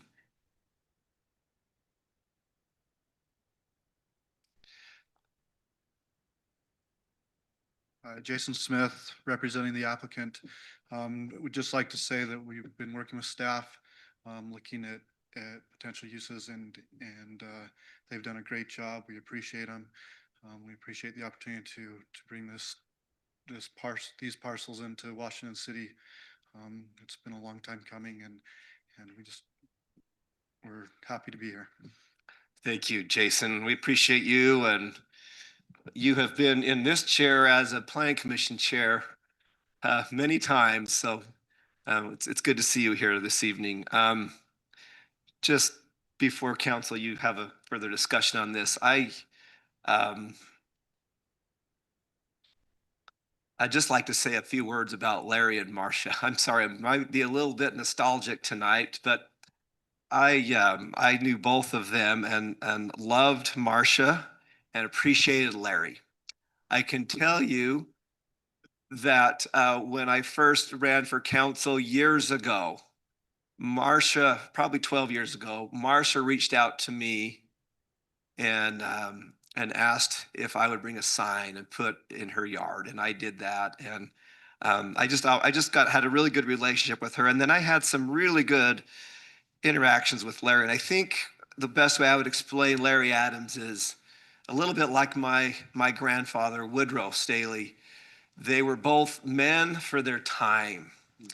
And I think if you look back to this heritage of family generational farming and what they made grow out of the desert, you know, the work that they did to build that flood irrigation canal and taming the Virgin River. And Larry Adams was one of the last of his kind. If I have a regret, I think it's that I didn't sit down with him and take in more of that history. I think there's a lot of things that that maybe have been forgotten. So I'm relying a little bit more on Dennis Iverson now, but Larry Adams is certainly one of those stalwart pillars who understood water, who understood land, who understood how to make things grow. And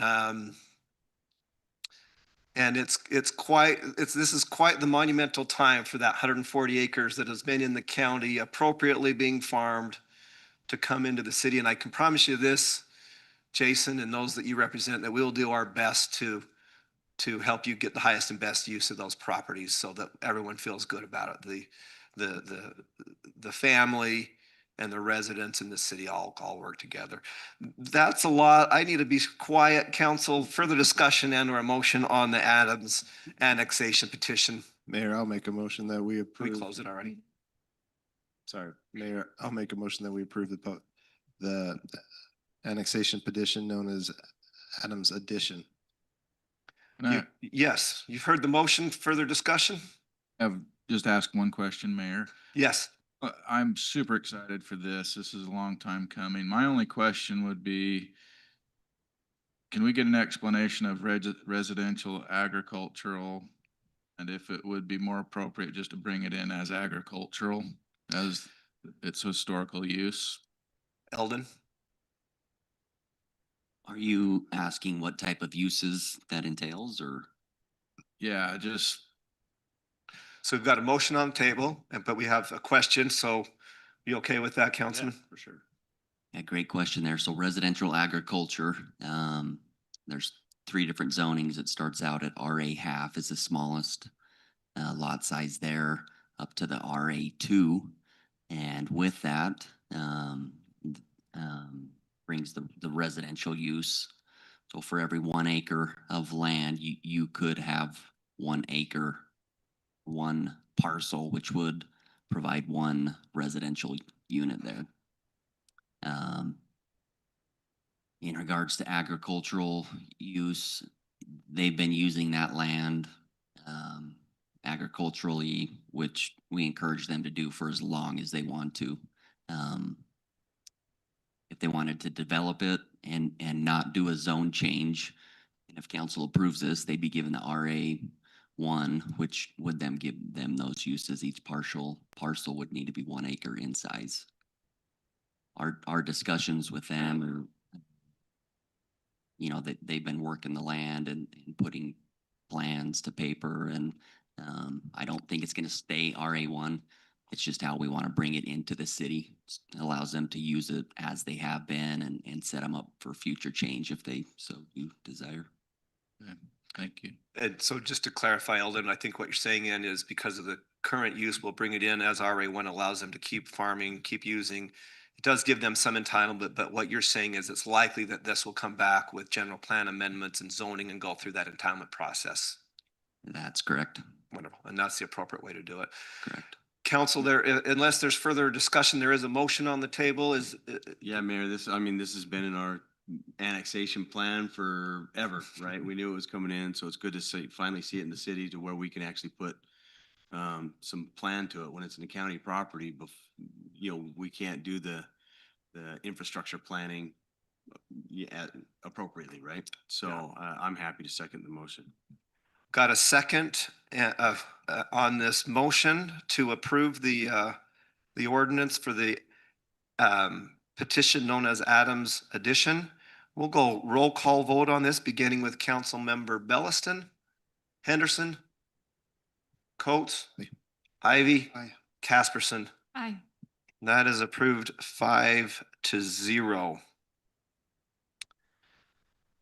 As I said, I'd like to run items 5B and 5C concurrently.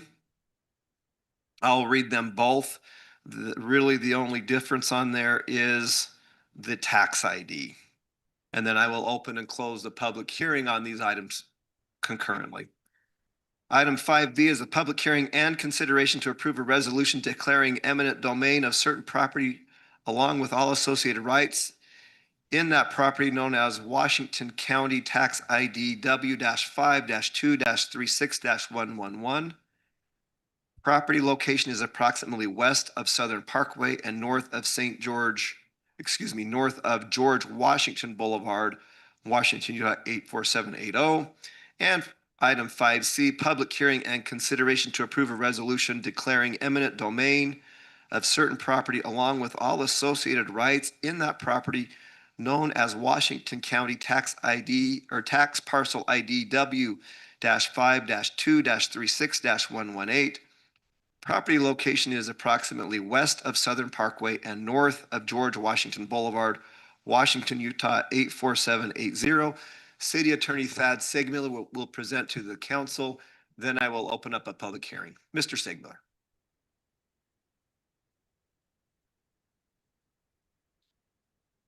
Thank you, Mayor. I've scanned the gallery just to make sure that any of the folks I know related to these parcels haven't appeared. I don't see them there today. Yes, they are. Is there one here? 3. So I missed this one. Thank you. I missed your line. In this week, the city has had contact with both of the property owners. We have a offer in writing from the attorney for one of them, and then an offer and email from the representative of the other. Neither of those offers has been weighed or responded to yet. The intent will be that I will meet with Jeremy and the Public Works Director to talk those through and see if they're offers that we can accept. Tonight's hearing is a mandatory public hearing from state law. Anytime that a municipal body wants to exercise the eminent domain power, the state legislature has said that you can only do it if you will meet certain notice and time elements.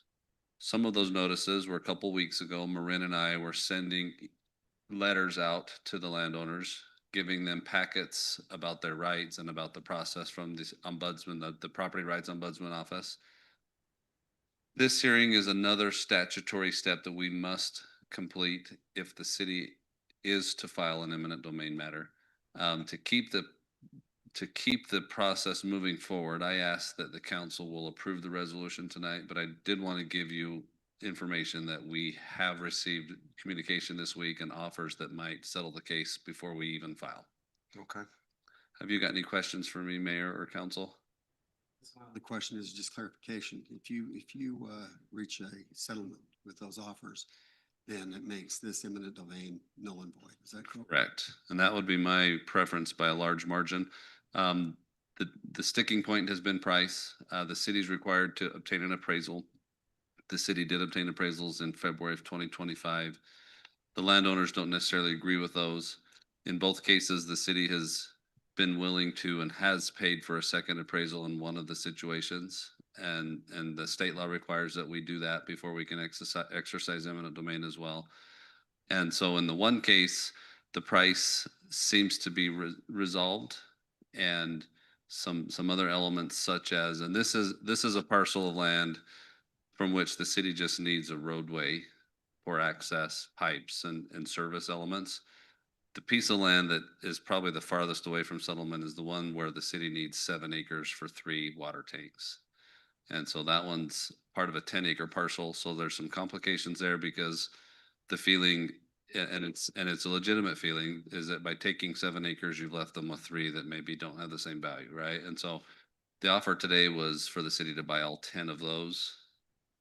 And again, we'll weigh that in our little committee that'll review those things. And so our goal would be to settle them all now.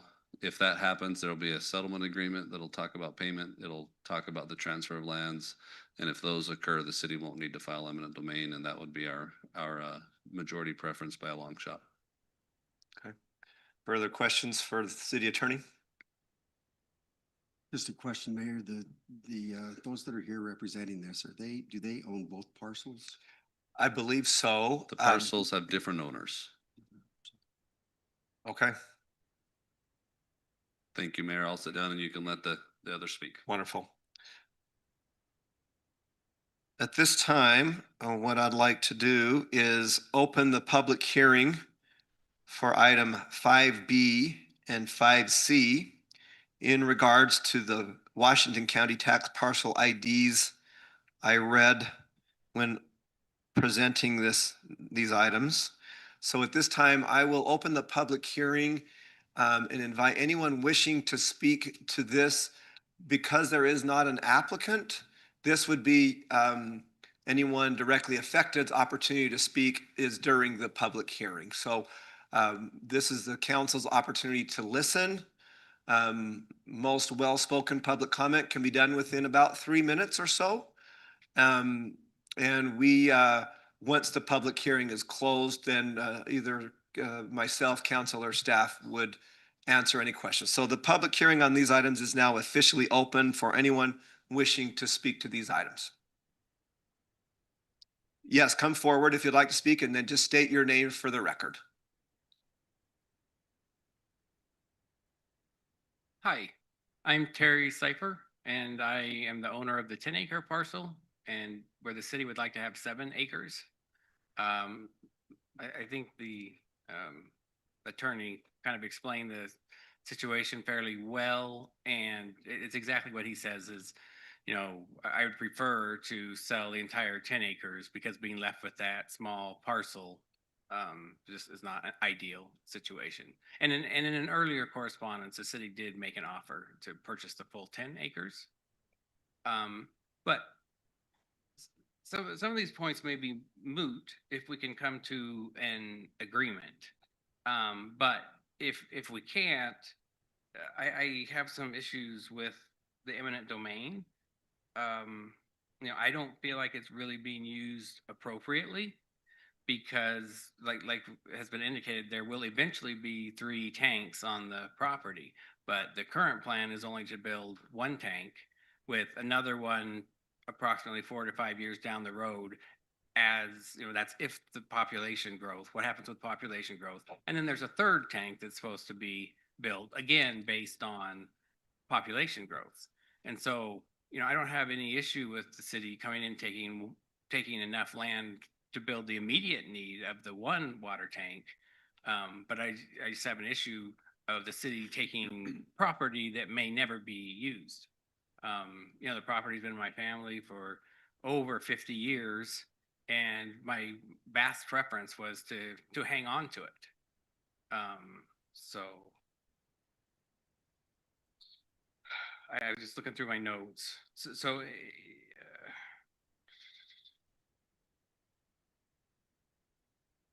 yeah, so anyway, I think under the rules of eminent domain, and I've talked to an attorney about it, and he said that you can't take, you know, you can't take for future projects that are potentially speculative.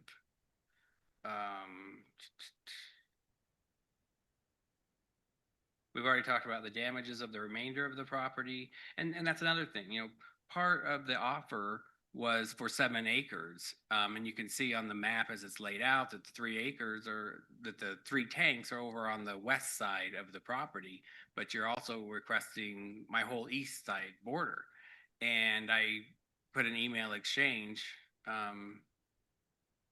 through, I think it was the consultant that the city was using. And I just got the response back as well. We were taking those because we didn't want to pay damages on that section of the property. And again, I don't think that's a proper use of eminent domain to avoid damages. It's just for actual public need. The third one's a little more sensitive.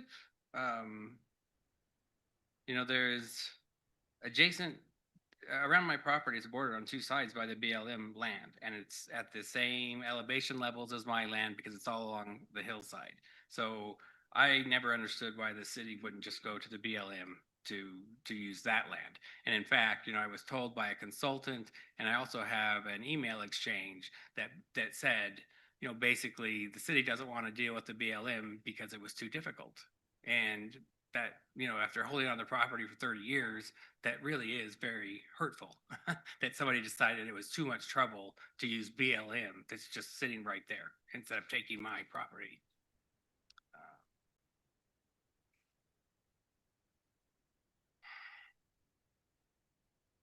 And then, you know, again, my understanding is the city doesn't have full approval for the project. I think there's maybe an issue with the Department of Transportation of getting, I think the pipeline needs to go down along the highway corridor. And my understanding is that the city hasn't obtained that access yet. And so, you know, again, is the taking of my land premature? Is also a concern. But anyway, those are the points. And, you know, I have a partner in the land, and, you know, we decided probably in everybody's best interest if we could just settle on selling the full 10 acres. Thank you, Terry. Yeah. Is there anything else you'd like to say? And I'll have Thad or the city manager or the public works director respond to some of those that you brought up once I close the public hearing. Is there anything else you'd like to say? No, I think that's it. Okay. Thank you. Yeah, thank you. Okay, the public hearing is still open for anyone else who would like to speak to items 5B and 5C.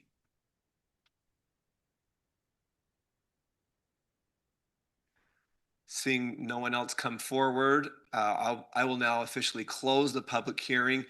Thad, you probably took more notes than I did, but if you'll just maybe address some of the comments that Mr. Cipher brought forward. Yes, I'll do my best. And I would just ask that, Mayor, if you would allow Mr. Cipher at least another chance to stand and speak after I'm done or after the council's done. Absolutely. Happy to do that. I don't wish that the process for close him out if you'd like to say something else. Fair enough. A couple of the points he raised, one was the right of way down along the Southern Parkway.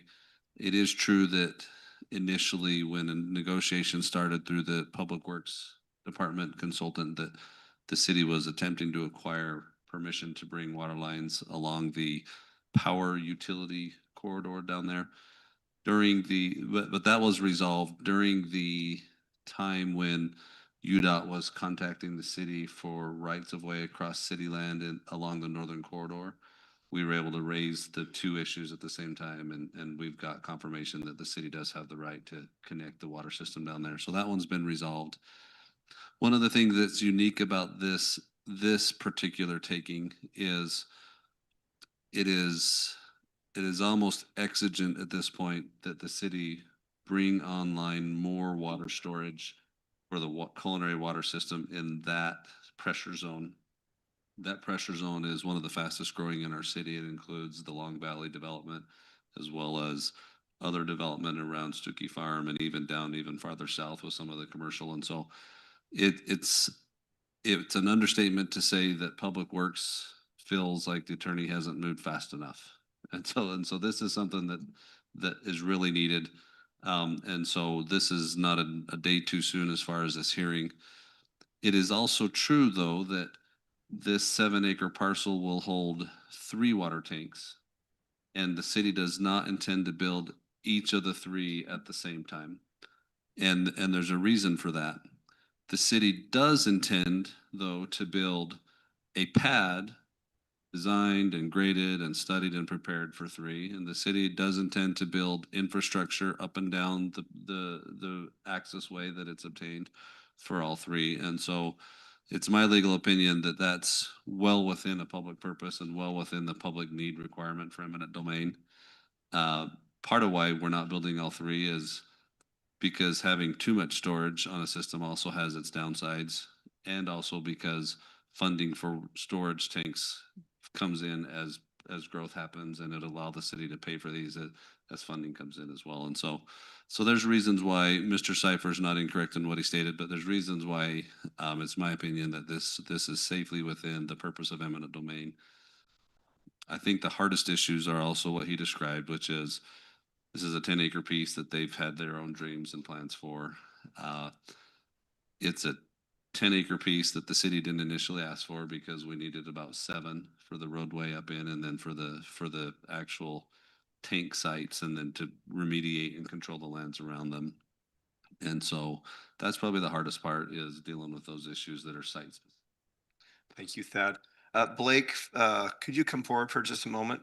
Can you just speak to the selection of this location as opposed to Bureau of Land Management property? And just maybe even developability of the parcel based on the height and the hillside? So when we go back just a little bit, when we built the Long Valley tank, that's on BLM land. And as we were going through negotiations with them, they said, this is the last one we're going to let you build on our land, on the BLM land. We're not going to let you continue to do these. And so we felt like the door was shut there. And so we had to look around for where could we build, because we had to be at this elevation. And so this was the place that we found that met all those conditions. So part of that was because we were told by the BLM that they weren't going to negotiate and work that out with us to build more tanks. Sorry, I got something in my throat. So, anyway, one of the other things I wanted to mention is that is correct. We will be developing the pad site for all 3 tanks. Thank you.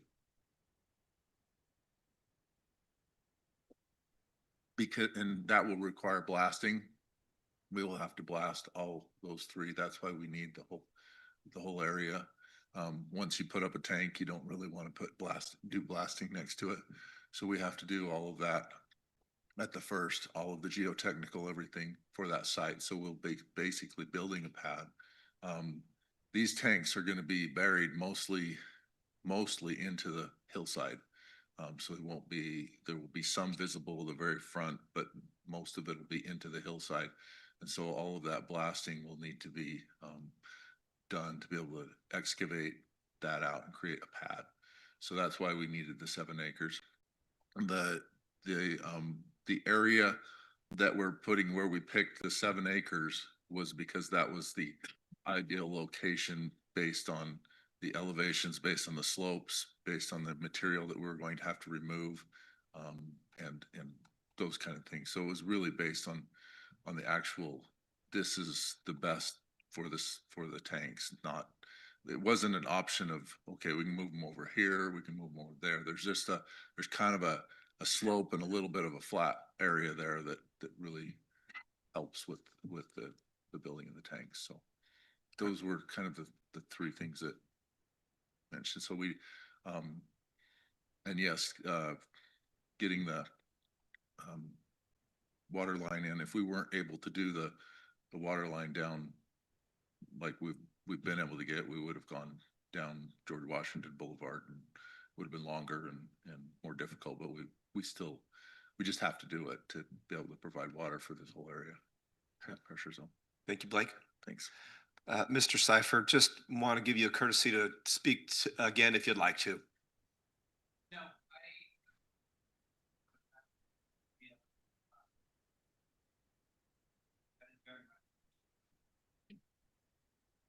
Council, I will now turn to you for a motion, further discussion, and or a motion on items 5B and 5C, which are resolutions declaring eminent domain of certain property along with all associated rights in that property. Actually, I'd like for those motions to be made separately, even though we ran them concurrently. Motions made separately and voted separately. So I'm happy to facilitate discussion and or questions to staff. Otherwise, I'm happy to entertain a motion on each individual item. Mayor, I think it's fair to say that nobody likes the idea of eminent domain. But it's there for a reason, and the reason is because when you do have infrastructure projects that serve the community as a whole, you're limited, especially around here geographically, you're limited as to where you can do things like that. And so I know that I've struggled with this one because this has been a topic of discussion for quite a while now, probably more than a year at least, right? But with that, I'm happy to make an emotion. Happy to make a motion that we approve a resolution declaring eminent domain of certain private property, along with all associated rights in that property known as Washington County Tax Parcel ID W-5-2-36-111. Heard the motion by Councilman Belliston. Second. Second by Councilman Coates. We'll go roll call beginning with Councilmember Henderson. Aye. Coates. Ivy. Casperson. Aye. Belliston. Aye. Item 5B is approved 5-0. I think that what I'd like to say, I'm going to offer the motion in just a second, but I'd just like to say we hope that we can find a financial resolution to this before it goes to eminent domain. We hope that we can reach that. This isn't an easy decision. We've had a lot of discussion about it. We know you're good people that wants the best for your investment. And we need it for the city though, so I hope that we can get there, but I'm prepared to make that motion, Mayor. Go ahead, Councilman. Motion to approve a resolution declaring eminent domain for certain property along with all associated rights in that property known Washington County Tax Parcel ID W-5-2-36-118. The property location is approximately west of Southern Parkway and north of George Washington Boulevard. There's a motion on the table by Councilman Ivy, Second that. a second by Councilman Belliston. Roll call because this is an ordinance, starting with Councilmember Coates, Aye. Ivy, Casperson, Belliston, Henderson. Aye. That is approved 5-0. Next item of business is item 6A. This is consideration to approve a request for extension of time for Sienna Hills Plaza Plateau PUDR. Community Development Director Eldon Gibb will present to you on this item, Council. Thank you, Mayor, Council. This is the location of the project here on the screen. This was approved back on March 27th, 2024, which has a sunset of 18 months. That expired. The applicant then exercised ordinance, which allows them to apply for a 6-month extension, which staff approved. And that expired, and they are now asking for their last 6-month extension, if approved by council, will expire this September 27th. That concludes staff report. I'm happy to answer any questions you may have at this time. Councilman Coates. Eldon, have they submitted anything for this project? Like, do we have construction plans done, or is it just what we went through on council? They submitted a pre-plat. The holdup on this was access to the site. Phase 6 of this development before them, the Coal West, has brought them right of way, so they're ready to move full steam ahead, is what I was told. My concern, if they haven't submitted construction drawings, I mean, they're not even close, but it's my only concern. Can I ask a question Councilman here? Henderson. Seems like, a few years ago, when this group had come in, there was some agreements as far as finishing the main road right there, or partially Yeah, finishing it or I something. think it's Grapevine Crossing North. Yeah. Can we get an update on that maybe, or? About Highland Parkway, the one that drops down into, Yes, and Grapevine? and connects into, because this, as Councilman remembers well correctly, is that this, as I recall as well, this was part of a larger development agreement with separate parcels, and some of those developments may have been parceled off. So we just want to make sure that those agreements are still valid and still in place for not only the roadway, but also for just the flood mitigation and waterways. Yeah, great questions. So this development sits up top on the plateau. Just for clarification, was this part of the stuff down below? I thought it was. I think it was all combined together. It was a different application. Okay. Yeah. This was not part of that development agreement. And I'm not sure who that is, but if you, are you the applicant? I'll Right, give- yeah, I'm the applicant on the video. Sorry. I'll wait for my turn to talk, but Okay, thank you. John Hinkie or Thad Fagler, do either of you have any additional information on this item and prior commitments?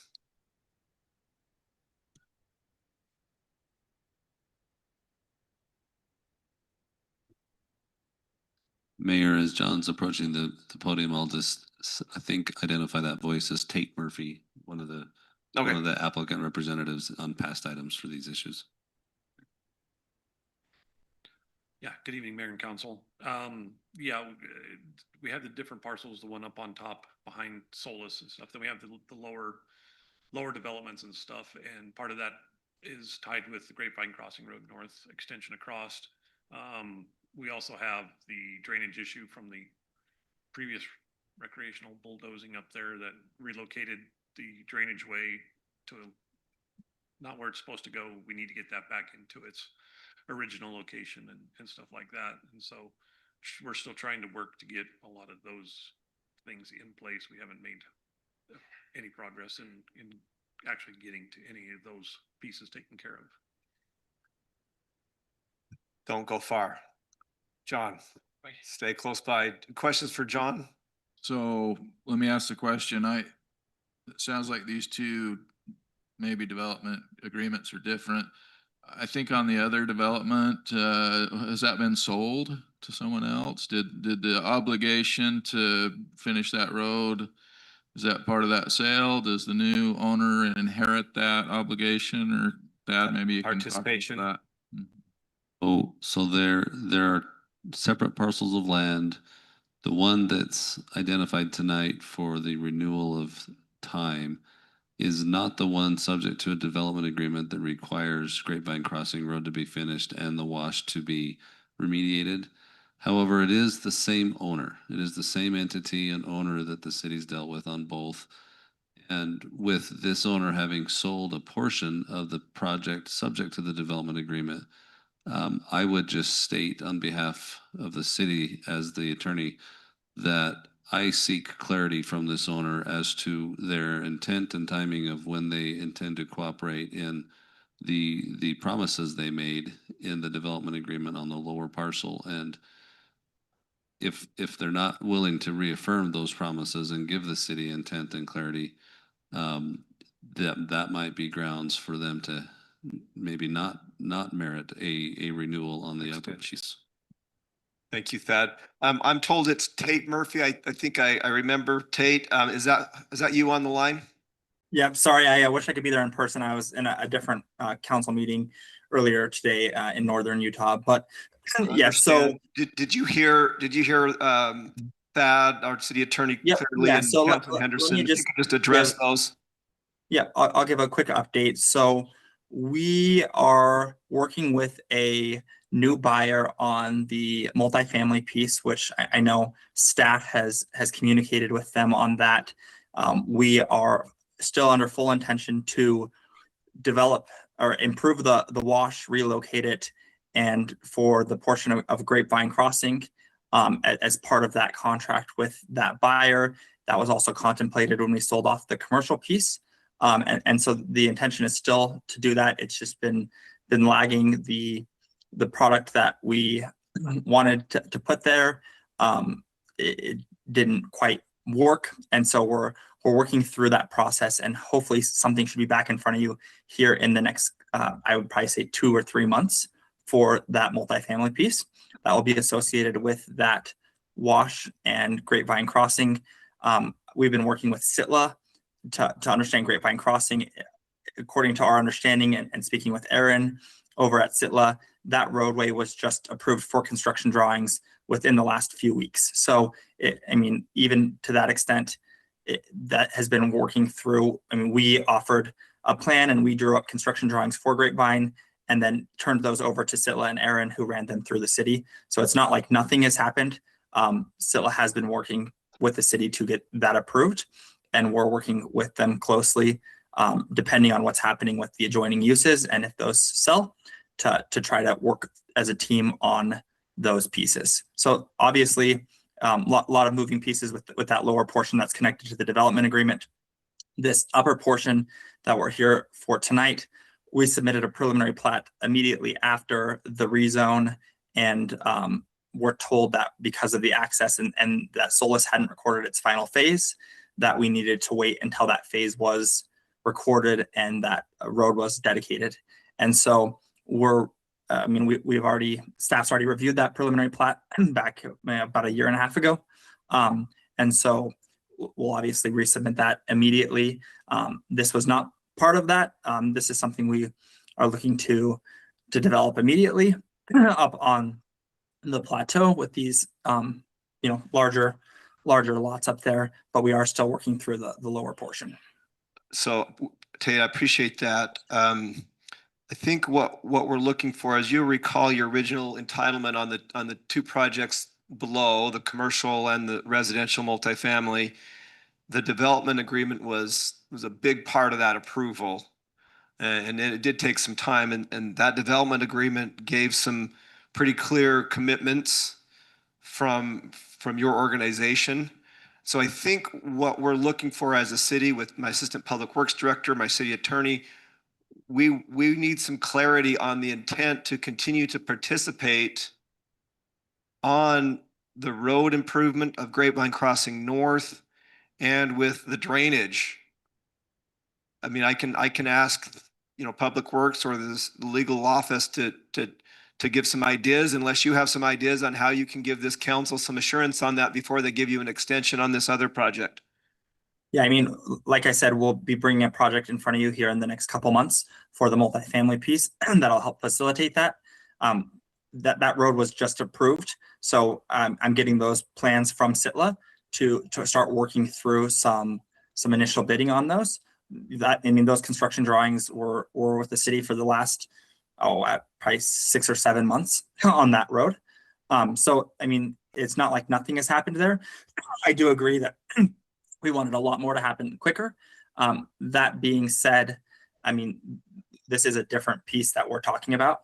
And so I'm a little confused that a separate parcel that's not part of this development agreement could be held to the standards of that development agreement. But I guess I'll lean on you, Thad, for that. Yeah, I apologize if it sounded like I was holding the upper partial to the developments of the standards of the development agreement. I understand that tonight you're asking for an extension of time on the basis of inactivity.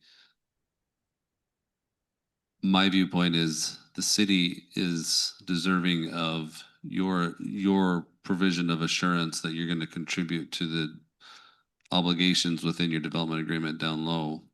And if you're not able or willing to provide those, I think the city council can consider that when they decide whether or not you should merit a continuation of time, an extension of time. Yeah, and we absolutely are. We're going to abide by that development agreement. It has been delayed. We will be bringing a project back in front of you guys. And obviously it will help if certain projects on Bellison and Sitla land happen. That'll obviously help things go faster. And we've been in very close communication with Sitla on that and the design of that road. So yeah, from my viewpoint, I was trying to communicate, maybe to just make it simple, should the city council extend time for a development partner that hasn't fulfilled their duties so far?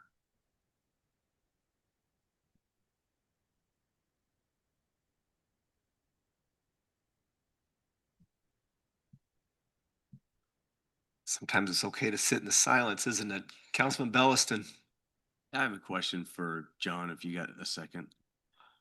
Mr. Hinkie. I'm at your pleasure. So one thing Tate brought up was that he's been held up by the city for the north end of Solus recording for him to be able to submit or for him to be able to get approval. Is that the case? No, the roadway down off of there has been in litigation between, my understanding, I haven't been a party to the litigation or in counsel on the case, but my understanding is Mr. Tate's entity and the Co-West entity have had some disputes about that roadway. So I do understand that. We're trying to access into the piece. We didn't have access to this piece. Yeah, there wasn't legal access into it. And the city's position is you can't record a preliminary plat or move forward with a preliminary plat if there's no legal access to the parcel. And that was, and part of that was, Solus, phase 6, which has been complete for probably three, 4 months now. So there was a time that, yes, the Solus development was working through all of their phases to get back there, and that final phase is Well, I know they were working on it, but, at no point was Public Works holding them up in regards to the Solus development and their development. The hold was administered by the city, but it was because of a lack of legal access. So different story than us holding. Look, I just want to make sure that if the ball was in our court and we were holding something up arbitrarily, I don't think that's fair to the applicant. But if it's a legal access issue, then animal that's out of our court, and I get that. Yeah, I guess one other item that was stated that I would like to make a correction on is Washington City hasn't received any construction plans for Grapevine Crossing North. Nothing has been sitting with the city for 6 or 7 months. We have not seen anything as of this time. So could they have submitted their construction plans on this parcel for review? We could have reviewed them, but we would not have approved them until such you time had that- legal access, Yeah. but you could have gone through the process and cut off some time. We could have gone through grading, we could have gone through construction, but they would have sat without my signature on them until they had legal access. Which We were told we couldn't do grading permit until we had preliminary plat. Is that not true? You've had your preliminary plat, so you could. No, we couldn't get our preliminary plat until we had access to the property, is what we were told. This is just for the rezone. The extension is what it was conveyed to us.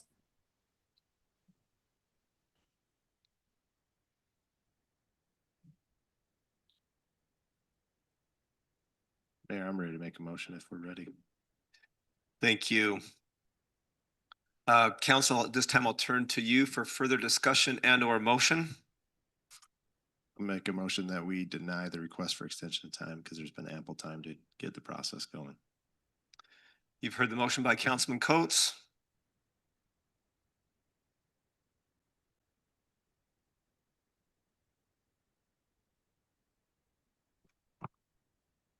Second. I'm looking for a second. Yes, sorry, I should say you've heard the motion. I'll second the motion. Okay, we have a motion by Councilman Coates, a second by Councilman Ivy. I think I would like to go roll call on this particular item. This is a motion to deny. So an aye vote is to deny the request for extension. We'll start with Council Member Ivy. Aye. Casperson. Aye. Belliston. This is a tough one for me.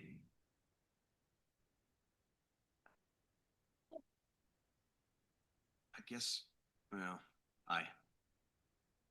Henderson. Aye. Coates. Aye. The request for extension of time is denied on a vote of 4-1. And as per the reasons stated by Councilman Coates. We'll move on to item number 7. Or section 7. We've got a number. Are you ready for this, Eldon? This is some code cleanup and improvement. We're gonna make good time on this, okay? We've chewed on this in work sessions, so we know what we're doing. We're gonna do our 400-meter repeats. Item number 7, this is consideration to approve an ordinance amending City Code Title 4-6, swimming pools. Not even gonna say it. We know you're up on these next 5 or 6 or 7 items. Thank you, Mayor. This is pretty cut and dry here, asking to replace the fencing of swimming pools as shown here. It states 4-6-1 pool fencing shall be provided as per international Utah State Pool and Spa Code. And Mike Haycock, building officials here to address any technical questions. Council, any questions, further discussion and or motion? Make a motion to approve an ordinance amending City Code Title 4-6. You've heard the motion by Councilwoman Casperson. Is there a second? Second. Second by Councilman Henderson. Ordinances, we're going to be roll calling, beginning with Councilmember Casperson. Aye. Henderson. Aye. Coates. Aye. Ivy. Aye. That's approved 4-0. Item 7B, consideration to approve an ordinance amending City Code Title 9-8A-9 and Title 9-8B-8, internal accessory dwelling unit. So this was discussed in work session. Comments were taken into account, specifically to exclude homes that are in the nightly overlay rental zone to not have to fill out a deed restriction. That has been added into that, and I can point that out here. In letter C, it states as a condition of securing a building permit or an internal accessory dwelling unit in accordance with this chapter, excluding those areas that have been approved for nightly rental, the property owner shall record against the deeded title to the subject property a deed restriction. And I'm happy to go back through this if you would like to. Okay, we'll continue on.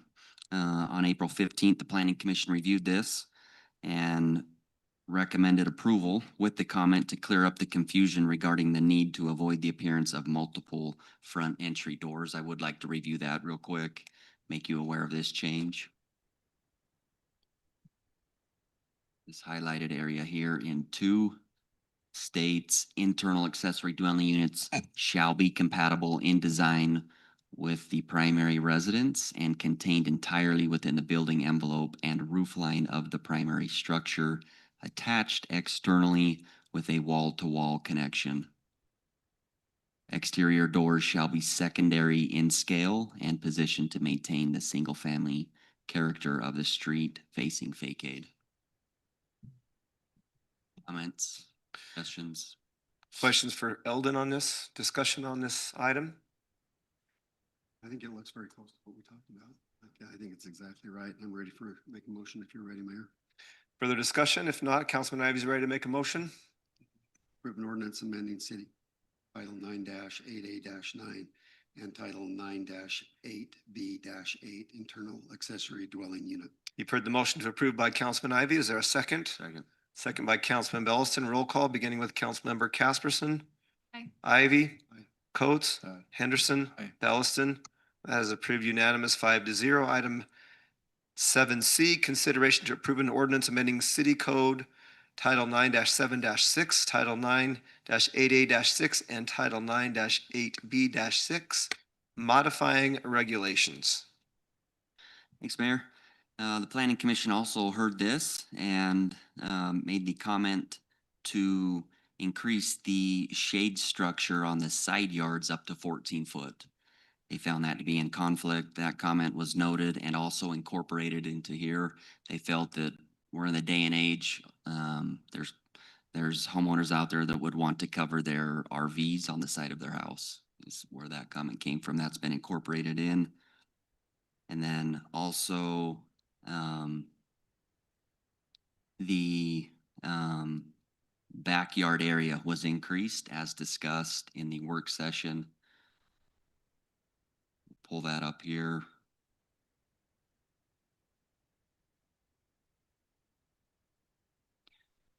You can see those red line comments. We bumped up the R110 to be included in the upgraded percentage of 50% in the backyard, combined total to 70% as discussed in the work session.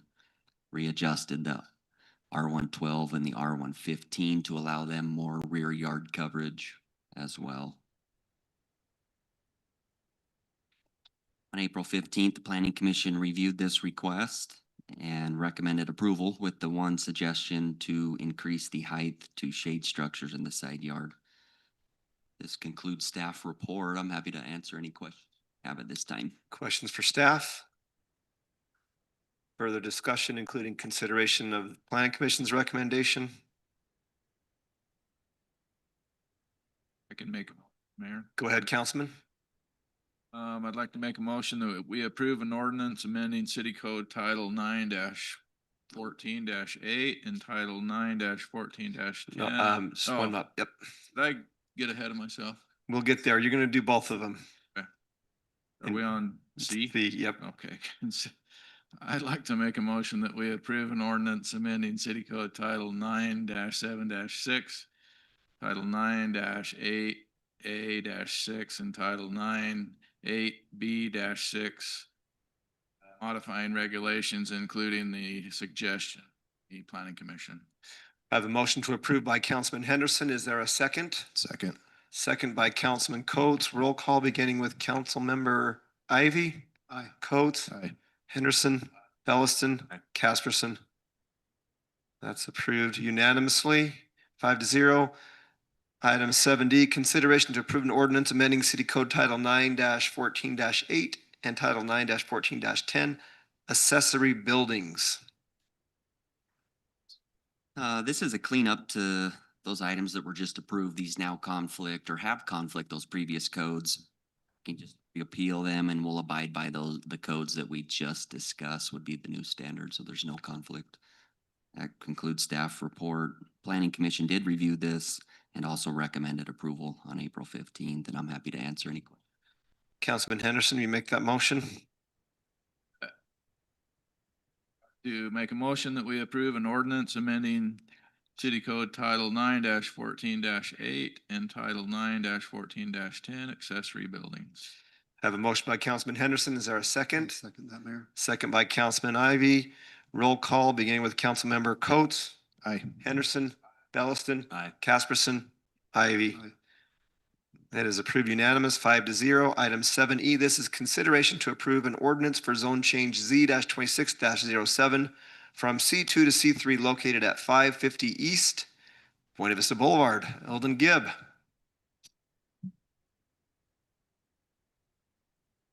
Thanks, Mayor. This is the location here. As you can see on the site plan, it's currently zone C2. We're proposing it. The applicant is Washington City. We own the land. We're proposing to change that to C3. This is how it currently sits. The reason for the zone change is to make amendments to the billboard there, which is the later on in the agenda in the conditional use. So we're asking to change this zoning to C3. Reviewed this request and recommended approval. That concludes staff report. I'm happy to answer as you may have at this time. If there are not any questions for staff, I will entertain further discussion and or a motion. Mayor, I'll make the motion that we approve the zone change Z-26-07 from C2 to C3. We have a motion to approve by Councilman Coates. Is there a second? Second by Councilwoman Casperson. We'll go roll call beginning with Councilmember Henderson. Belliston. Aye. Casperson. Coates. Aye. That is approved unanimous, 4-0. Item 7F, consideration to approve an ordinance for zone change Z-26-08 from C3 to I-1 located at Ara Parkway and Hilton Williams Drive. Community Development Director Eldon Gibb. See here on the map, As Rusty smiles from the crowd. we'll pull the location up here. This is the most southern western part of Washington City, adjacent to our neighboring city. As you can see here, it's currently zone C3 and proposing to go to the I-1 use. The general plan is industrial, supports this zone change here. And current surrounding zoning is the ARA Southwest Logistics Center to the north and east, and St. George City to the west. The I-1 request is for the purpose of creating a development that blends in with the surrounding uses, which include warehousing, light manufacturing, fabrication of goods, wholesaling, service, and other similar commercial establishments. Currently in the C3 zoning, warehousing and that light manufacturing is not allowed. So that's the motive here is to get into those type of uses. Staff has no concern with the proposed change as outlined. And on April 15th, the Planning Commission reviewed this request and unanimously recommended approval onto the City Council. Landowner does own adjacent property, and this would be a phase tying into that existing development. So it will look and feel as the surrounding uses there. If you've driven on Airport Parkway, their phase one to the south currently sits pad lots. So it'll look and feel that similar nature there. I'm happy to answer any questions you may have at this time. Any questions for staff before I invite the applicant to come forward? Ready for a motion? Yeah, if you don't mind.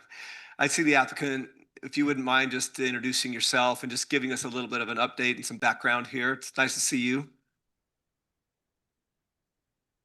Good evening, Mayor. My name is Kurt Gordon with Desert Canyons Development. Thanks for letting me come up and talk. We're excited about the possibilities here. As Eldon explained, this is part of our larger Desert Canyons Business Park. And we wanted the zone change primarily because of what Ellen just said, that we feel that C3 is more geared toward retail, high traffic uses, and we feel that to be more competitive in the market, we would like to request this industrial zoning. So we would appreciate your support. I'm happy to answer any questions or concerns you have. Thanks. Councilman Coates, did you have a question No, for Mr. Gordon? I don't have any questions. I think this fits within it's next to the airport, fits with the other zones adjacent to west and east of it. Councilman Bellison? Well, I was just gonna say, when the annexation was done, there was a lot of talk between whether or not that whole annexation was gonna come in as industrial. Cause initially that's kind of where the council was leading. But we zoned it C3 just so that we would have at least some interaction, as things did come forward. So I don't see the industrial as being inconsistent with what property was ever originally contemplated for. So Kurt, you followed this property from the beginning of the city's involvement on the parcels to the north. So you've had some good good perspective. Just, is there any other updates you want to, like this, I'm confident the council is going to approve this, but is there anything you can tell us about what you're doing down there, what your plans are? And you don't have to, you know land use well enough, but just more out of curiosity, can you give us any more updates on what Desert Canyons and what you and your partners are doing there? Sure. I mean, so Desert Canyons is a 2,500 acre master plan community. It's a mixed use development primarily in St. George. This would be an important, this product type would be an important mix in our development. I think that we've been in discussions with some Fortune 500 companies that we feel that we need to have this kind of zoning to be more attractive and competitive in that arena. I can't really say more than that, but it would really be helpful to us to attract some real good users. So we appreciate your support. Well, and please keep us posted. Rusty, and I do think it's exciting that the access is there right now. And so maybe the timeline was a little accelerated from what maybe some of us had thought years Right, ago. Right, right. Thanks, Mayor. Quick question. Yeah. The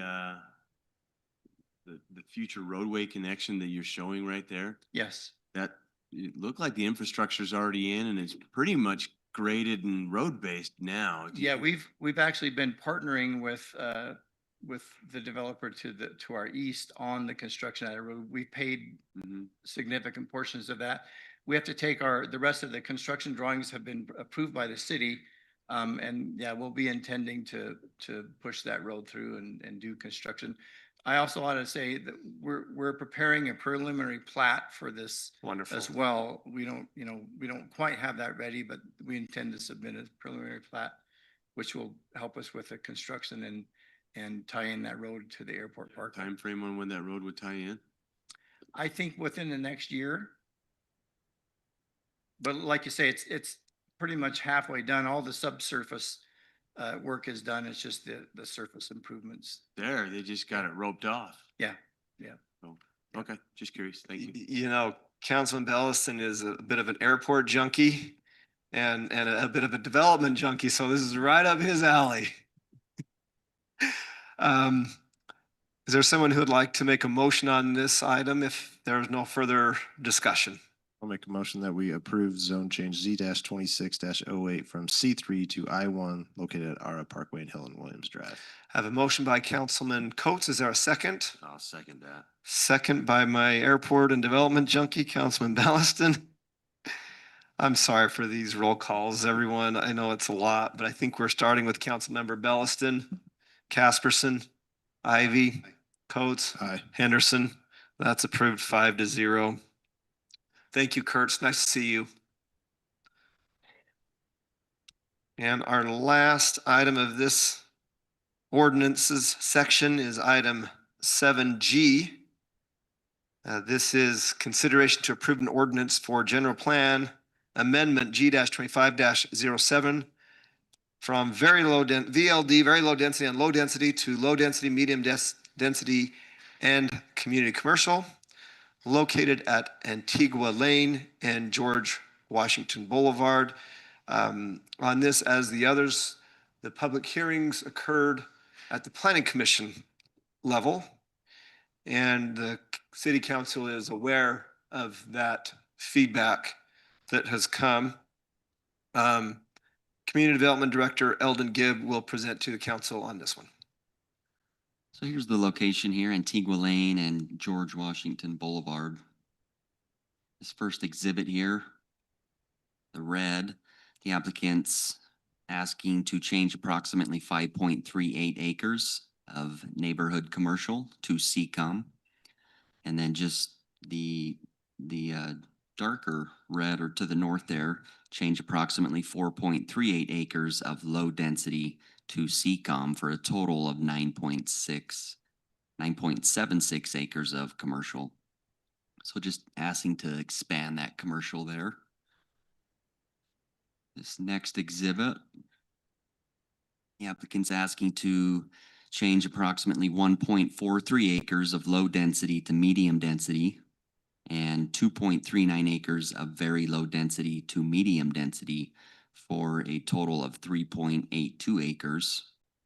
And then also change approximately 4.36 acres of very low density to low density. And just to the north of this,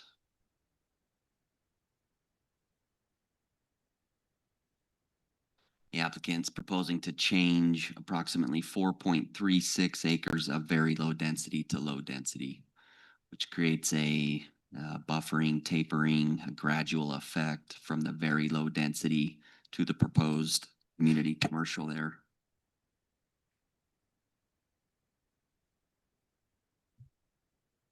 This next exhibit, you can see how the land currently sits and how it would end up if approved on the left.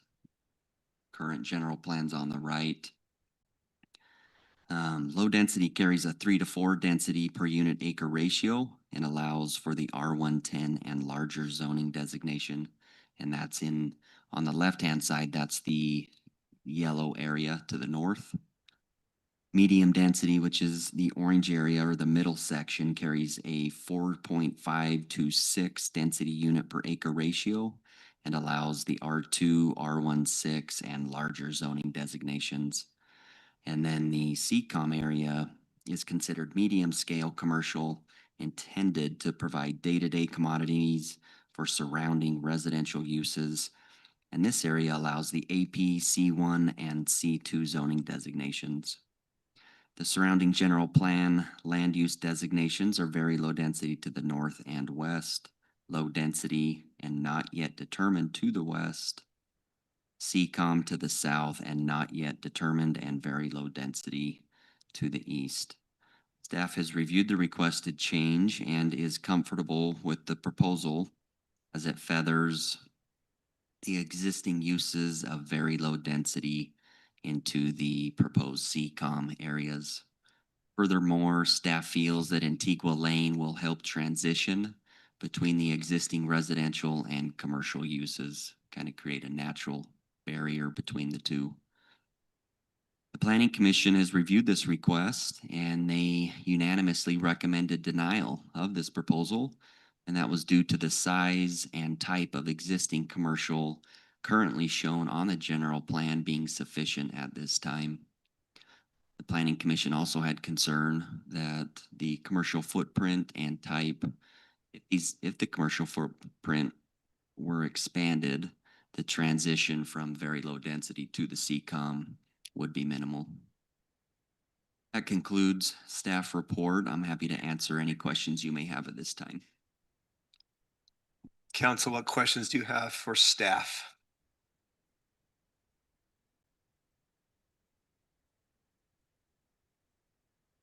All right, seeing none, is the applicant or the applicant's representative here? I'll invite you to come forward, and the public hearing already occurred, so if you'd like to speak to the council on the applicant's behalf in regards to this property. Yeah, so as we. And we know you and you know the Sorry, routine. I'm Jason Smith, Rosenberg Associates. I did it once already, so I forgot that I had to do it again. Representing the applicant. We reviewed this parcel, and going through it for some time and reviewed it with staff, and we did look at, a big thing that was important to us is we did look at the access. We're talking this borders arterial and a future collector road. The corner, the southeast corner would be the first full use intersection off of from SR7, from that interchange. As you know, there's also this is the second access for the development in Long Valley that will be coming through there. So you'll have a significant amount of traffic there. And so we felt that within a couple years, about give or take, could be up to 3, but in most, I think there's a the way it's going, it's 1,500 probably unit quicker. threshold. So let's moving along. And so in looking at that, also, the applicant is working with a regional developer that is funded and can move forward on it. And so those are kind of the reasons that we are proposing the commercial be enlarged to that size. That was suggested size by them. And so those are kind of the things. As you know, George Washington Boulevard will in the next year and a half will connect from SR7 to I-15. So that will be a road that will be used significantly, and so we feel that it's better to use commercial there, and those are and with the input of the regional developer, that's the reason that we are going with that size of a CCOM. Any questions? Council, questions in regards to this application for Jason Smith? I don't. Go ahead. Thank you. I don't really have any questions, but just maybe a comment. And you know, after, I was at, I typically attend those, planning commission meetings. I was there for half of it last Wednesday and then had to leave, but I did watch the whole thing. And, so I think there were some good points made on both sides of this. Just to let you know where I'm at, I don't have any problem with the changes to the residential.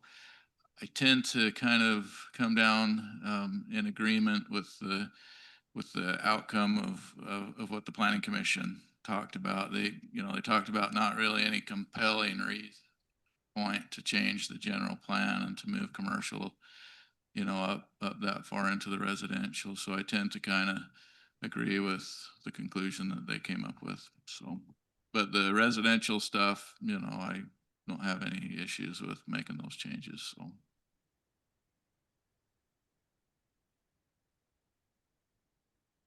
Further discussion on this particular item? Any additional questions for the applicant? I say for those that care, the 10 acres, give or take, is the size of the Lens project in the fields. Just inside St. George's line there, but give or take, that's 10 acres. So. Mayor, I think there are some people here that might be here to speak. If we could give them time to speak, would that be a possibility? Yeah, I think so. And I think I'd also like for our economic development director to be able to speak to this item as well. If you're here for this particular item, if you would raise your hand. Okay, so we are familiar with the item. We've watched the plan commission meeting. The public hearing has officially occurred. It is a courtesy that I typically offer as mayor to residents to speak again. So if you could be succinct, to the point, and not repetitive. Succinct means about 2 to 3 minutes. We value you. We're glad you're here. This is part of the process. You can either, have a couple people speak, or if you have different topics, bring those up. This time I'll invite anybody, wishing to be brief and clear on specific points that maybe points that we didn't hear at the plan commission or additional points. And if you'd state your name for the record.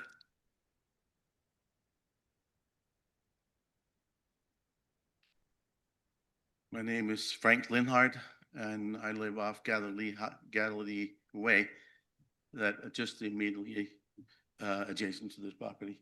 I agree fully with what you mentioned, that I don't really have any issues with and neither did many of my neighbors, that changed in the residential, because they're all homes.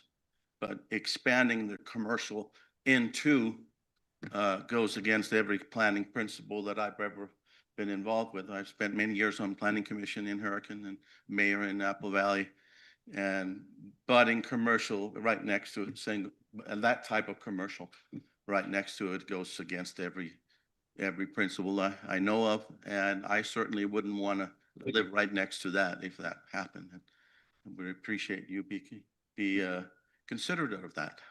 Thank you, Frank. Thank you. Anybody else that has a different point to make on this particular item?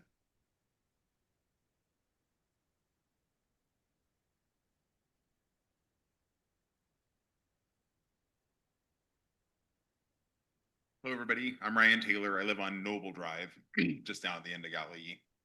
And just my input on it, I don't think that the commercial should be right up against the residential. To the west, there is no feathering between the commercial and the residential at all. And I just see all the extra traffic going into Galilee. It's gonna be a big problem. And that's about it. That's it. Thank you. Thank you. Last call for anyone else with another view on this particular item. Okay. Thank you. Rusty, I'll invite you to come forward. I think I cut you right in if you would, I know the council's talked about identifying, expanding commercial. And so do you want a drink? I'm good. I have allergies. I should be Okay. okay. I'll still Eldon's. Thank you. Yeah, still Eldon. Yeah, thanks. It got me. Yeah, so I appreciate the opportunity to kind of put this within context, not just for the council and mayor and the staff that are aware of some of the changes and transitions in our cities, but also for the residents. So we have about 2,300 homes in Long Valley. There's no commercial in Long Valley. So this will eventually connect through, and those residents will be driving all the way through to St. George right now to invest in St. George with their tax dollars. There's also residents to the south that are turning left. We have installed several signals. This is an 85-foot right-of-way. George Washington is planned to be an 85-foot right-of-way. So it is planned to be a large arterial, a minor arterial, and it will connect to the east in St. George. And so that traffic's going to pick up. That construction is already underway, and it should be completed by, they're estimating, July of next year. The council has asked for opportunities because the history of Washington City has been residential. We're about 98% residential by permit over the last 2 decades. And part of the problem with traffic is everybody having to leave to get goods, services, and attend their school and jobs in St. George. We're all part of the problem. We all do this every day, right? And so there is a demand. Well, it is difficult when commercial is next to your home. I have a lot of commercial next to my home. It does have to feather some way. And so I think the developer did make a good attempt by reducing with that medium density housing. They are asking for a larger commercial because they're working with a commercial developer that has there's a lot of interest here with the Wheels Park opening, with those 2 connections on both sides coming on. Star board. Nursery and CCOM on the other side. Star Nurseries to the south. And then, and I will also note that we haven't had a general plan update in about 9 years, and we've been through a large growth or unprecedented growth in the last, say, 5 years at least. So it is. Can I interrupt you just for fun, just to keep it light? Sure. A few of us were at a community meeting yesterday, and it was pointed out, I think Chief, give credit to the police chief here. He says, and I even hate to use the G word, which is growth in Washington City, but he said we're adding the equivalent of enterprise yearly. And so, it's providing goods and services within our own tax base becomes critical. Anyway. Well, and I will say that we all report to the Washington County Conservancy District as far as development agreements and plats. We're trying to be mindful of that. And so there's these reports, but if you analyze that growth, it's really moving east and north along I-15. So what was the commercial center and the population center in St. George, Washington City is part of that, and it's moving east. And then we have homes moving in also to the east of Washington in Hurricane as they expand. And I guess from my position as the Economic Development Director, when I first got here and I looked at what was generally planned to be commercial, I see a lot of residential underneath what was previously our general plan. We have areas where we had 10, 15 acres that came in as PUDs with residential saying, well, we'll build the commercial next. And now we have small pieces of, so if there's an opportunity to reverse this in areas where we have the infrastructure in place, we have the demand, then we've been asked to look at that as staff. And so this is one that staff has reviewed carefully. We've all taken a look at it, and we are supportive of it here. While it may not, it may be difficult when you live next to it, I do believe that this developer has a very good reputation for working with cities, and they've also discussed, being flexible with that commercial. We are at the general plan stage, so we've talked to them about doing maybe split zoning of PUD and just being really mindful of the residents nearby to bring something that would be a really good fit there. Thank you. Questions for Rusty? Thank you, Rusty. Would the applicant or the applicant's representative like to say anything else at this time? You have that mic there, Eldon.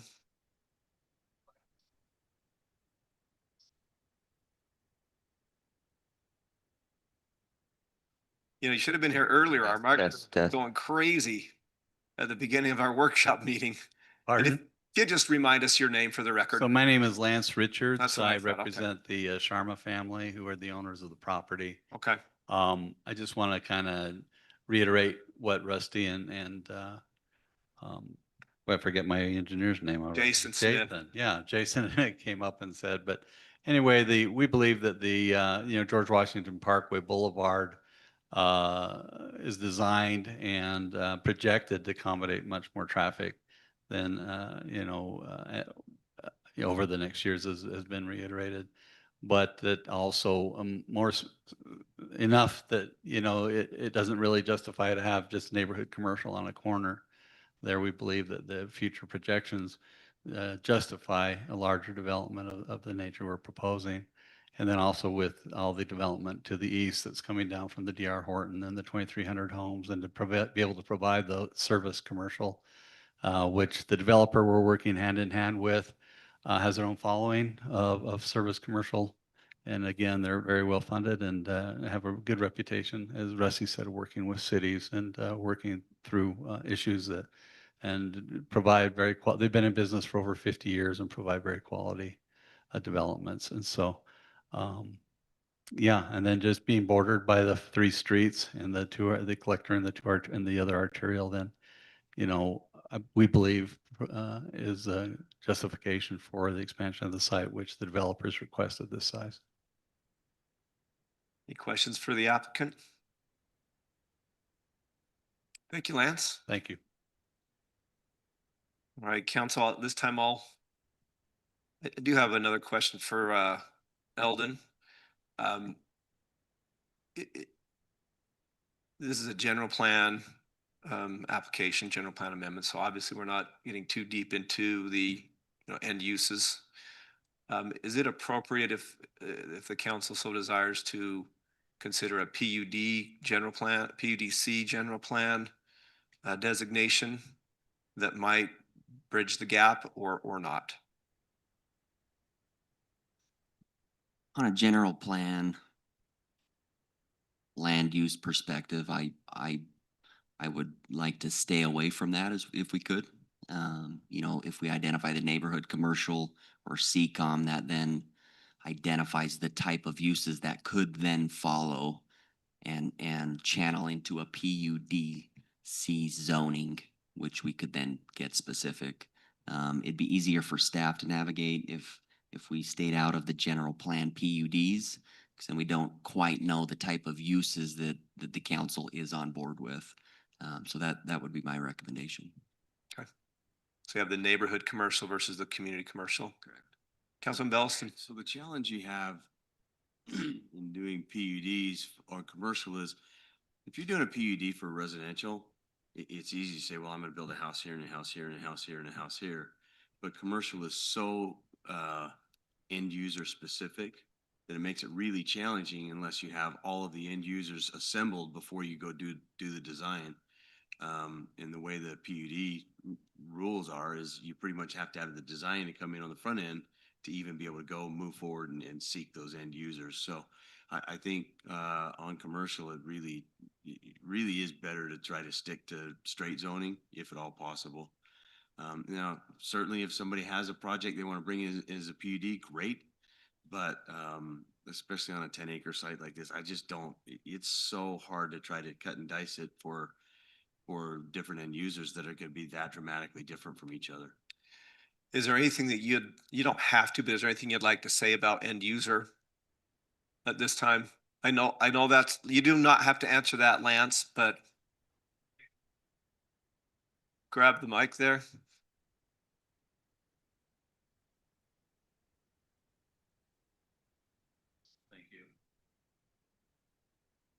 Can you hear me? Okay, there we go. One thing I did neglect to say that I would like to say, I know one of the concerns of the neighborhood was maybe the size and scope of some of the users. We're not necessarily working with any one large user, box user at this moment or time. We have no intention right now of dropping a target there or anything of that nature. This is more service commercial oriented as I understand it, this developer's, that's his intended use. And that's about as much as I can say with regards to the uses. They have a following of users. So, that follow them typically into some of their developments that would be more, medical office or retail, commercial oriented historically with this developer. Okay. All right, council, I'll turn to you for further discussion on this multi-layered, I think is maybe the way to put it, general plan amendment. We've got a lot to consider. This for me is challenging because I feel like it is a good proposed use with the commercial next to George Washington Boulevard, but I do feel like on Galilee Way with that commercial pushing into the residential area, I just can't picture how that will be and how that will impact the community members there with the concerns that they've expressed. And so it's a challenging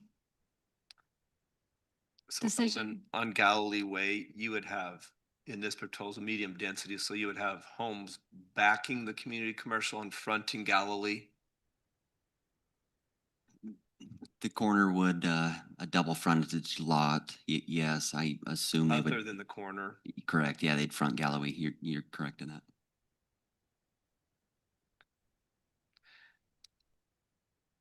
Jason, if you'd like to clarify anything there. Yeah, Galloway Way would remain a residential street in nature. The plan is that all commercial would be going to George Washington Boulevard. There wouldn't be any, I mean, you can't say that there wouldn't be any, but there'd be very little traffic moving into the neighborhoods. They would, unless they lived there, the traffic would come from George Washington Boulevard. 90% of it or more. And yeah, so Galley Way is a residential street. You would have houses on both sides of Galley Way all the way through there. Right. Further discussion and or motion on this item?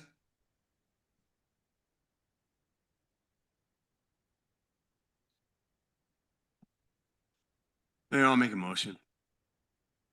I'll make a motion that we approve approve an ordinance for general plan amendment G-25-07 from BLD and LD to LD, MD, and CCOM located at Antigua Lane and George Washington Boulevard.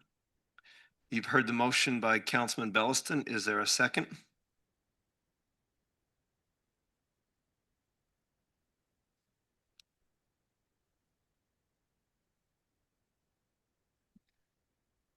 Seeing none, the motion dies for lack of a second. Turn to the council for further discussion and or motion.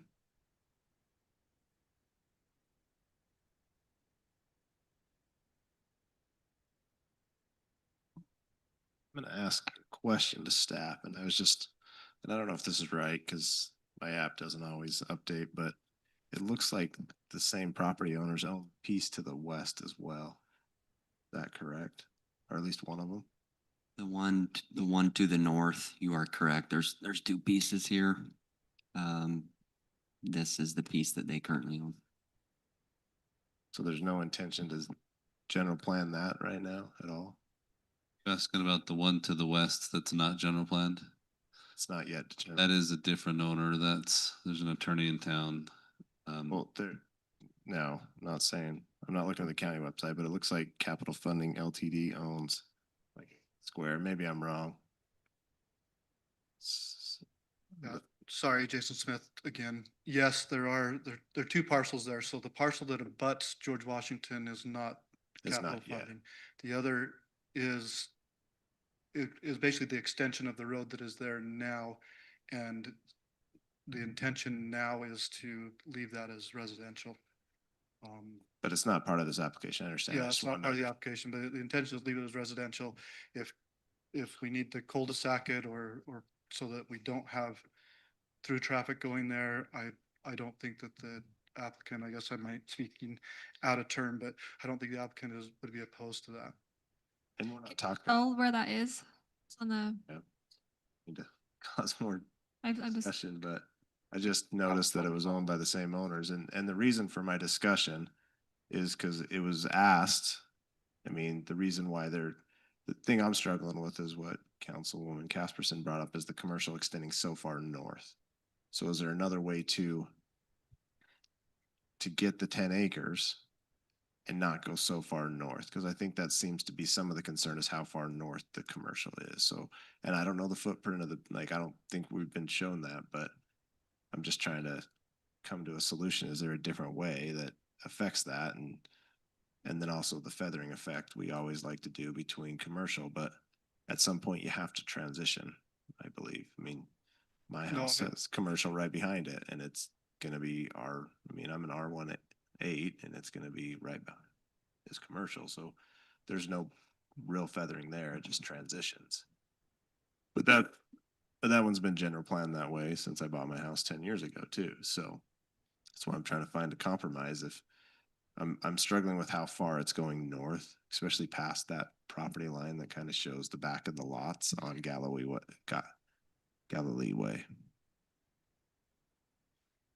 Mayor, so one of the residents that live close by made a comment that I kind of stuck with me, and it kind of goes along maybe with what the mayor's saying, and I know Councilman Belliston talked about it just a little bit after the mayor, but that resident said something like, if we could see what was going in there, if it was a really soft commercial of some kind, like I think she even said something like the retirement community that's down in Stukey Farms, something like that. She said, if we could maybe see it, then maybe, and I thought, well, that's,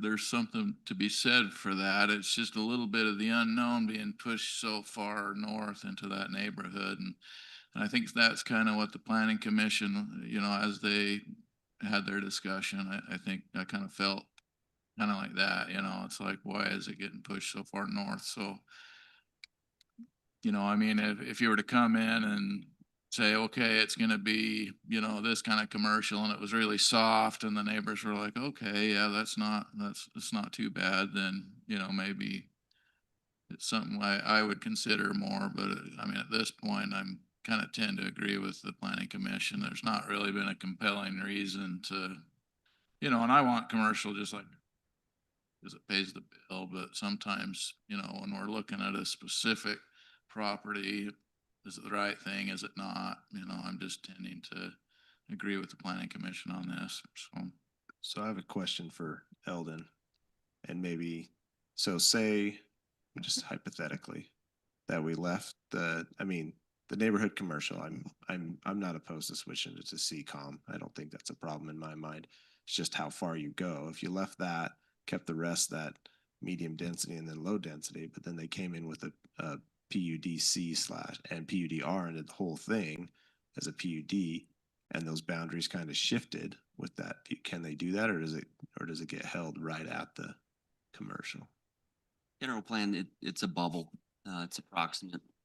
So I would say there's some flexibility there. It won't be held to the specifics, as long as we're hitting close. And bubble map.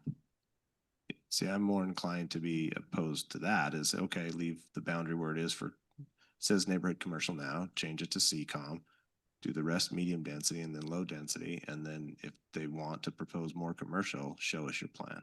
But I understand what you're saying, Councilman Belliston, but with the. Well, I get, it, but I brought up the lens project, earlier, is sometimes, on a project, like if a grocer were to come in, because of the parking field, they do need some depth to it, right?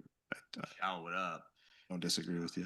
I don't think that's an offensive use. If I had a lens next to me, that'd save me a lot of travel, and I'd be thrilled. Lens next to me, but I don't like shopping at it. It's across the border. And with you, I would rather. That's the whole buy point. from something in our city too, but we haven't given options for projects like that in our city. I agree with you. I'm just, It is a constant fight, and the goal is to get some commercial, make it fit within the neighborhood. So how do we do that? The way it's proposed, I think there's got to be some more showing of what the plan is before we just general plan it. But that's just where I'm at. And to get there, we have to have the general plan in place. Next step will be to show you the specifics. I wonder if, like, there's appetite to pass it, and maybe rather than trying to redesign it, you might think about tabling it and ask the applicant if they'd be interested in bringing back matches your kind of some of the comments. My other question is, what if we don't do a general plan? And Jason, speak to this, but because if you're going to submit a PUD, you just go with the zones you have, and you submit a PUDR and a PUC over the top of it and show the plan. If you have that. Well, I guess my question is on what that question is how, if I have residential zoning, I can't PDC it. I've got to have commercial zoning, right, before I can PDC it. Or That was the Or question I general had for Eldon. Can't you just, because in my mind, it's a PUD. Includes residential, commercial. We need to get the general plan in place first. Currently, it's density. The homeowner, the neighbors are expecting residential to come in. That's what they bought into. It showed loaded. I get the that. difference above the existing NCOM. Correct. Yeah. So we're asking to, and I know you understand this, we're asking to change that. So the next step would be Jason and his team will come in and show the plans, either straight zoned with a conditional use permit or a PUDC. I guess the question I have is, what is a reduction? I mean, how far south do you want the commercial line to go? I don't know. I don't like going above the residentials right now. You see how I don't know if that's 50 feet or whatever. It looks like 50 feet above that where the resident, can you zoom in, Eldon? That section line? Is that a section line or? Yeah, just that property line right there. That was some of the comments, is there the commercials encroaching into the residential. So that's where I've just kind of been like, yeah, I could kind of see their point. Then we have to line up a road, for the medium density, and it's going to be a little weird. Well, the road would remain straight. All you're doing is you have larger lots, and then as you go through that intersection, your lots will be a little bit shorter. Is all you're doing. The road would remain straight, and Galilee Way would continue straight. You would still have houses fronting on both sides. You would just have, similar to what's in front of my house. My house is 1,500 square feet. Across the street is 8,000 square feet. It's yeah, I don't have a problem with the right, residential. but I'm that's just trying to so understand. that's the only reason that we are. It's a square lot is what it is, instead of having a narrow deep lot. Yeah, but if that- I mean, if that makes you more comfortable, we can look at that and realign it and look at that. I just know that was a comment we got from the public. They were concerned. No, that's fine. I just, looking at the design, I don't know. I hesitate saying that it doesn't change anything as far as because it does, but it doesn't change your frontages of your lots are still, residential streets are still fronting residential streets. I'm not disagreeing with you. So, and it's just the medium density is a smaller lot, and so that's why that line came up. That's the only reason, that's the reason it's coming up. And the commercial developer has requested this acreage, and so that's the reason. But we can readjust it. I mean, if it's that line, we can readjust it to the parcel line. And let's have that discussion a little bit. Council, do you want to try to tackle this tonight, or do you want to try to, I think it's a discussion for both the applicant and the council. Do you want to try to tackle this tonight, or do you want to try to address it in a couple of weeks. Mayor, I might give a little legal opinion. Interesting to note that Washington City Code does not have any section that talks about the general plan. The general plan is a document required by state code, and it states, I'll read in 10-20-406, quote, "The general plan is an advisory guide for land use decisions, the impact of which shall be determined by ordinance." By ordinance refers to actions from this legislative body. And so this legislative body gets to determine the impact of the general plan. The trainings I've received in my years over municipal land use and zoning rules is essentially the state, when they passed law to allow cities to adopt their own zoning, they said, in conjunction with the right to do your own zoning, we're going to ask you to do long-range planning. So there's some degree of landowners being able to expect what might be coming.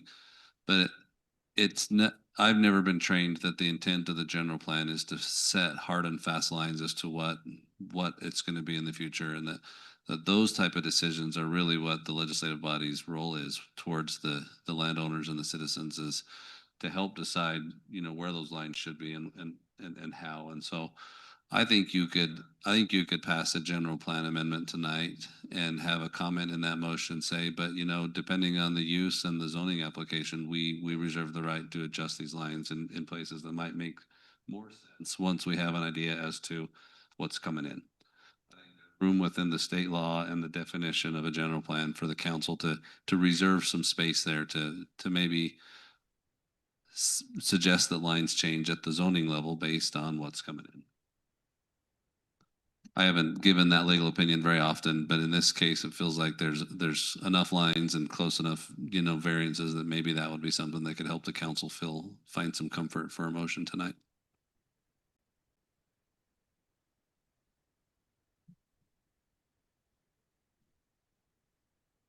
Did you have something to add, Jason? If it makes the council more comfortable, we're happy to move the line to the parcel line. And to the parcel line for the CCOM, and just move the medium density down.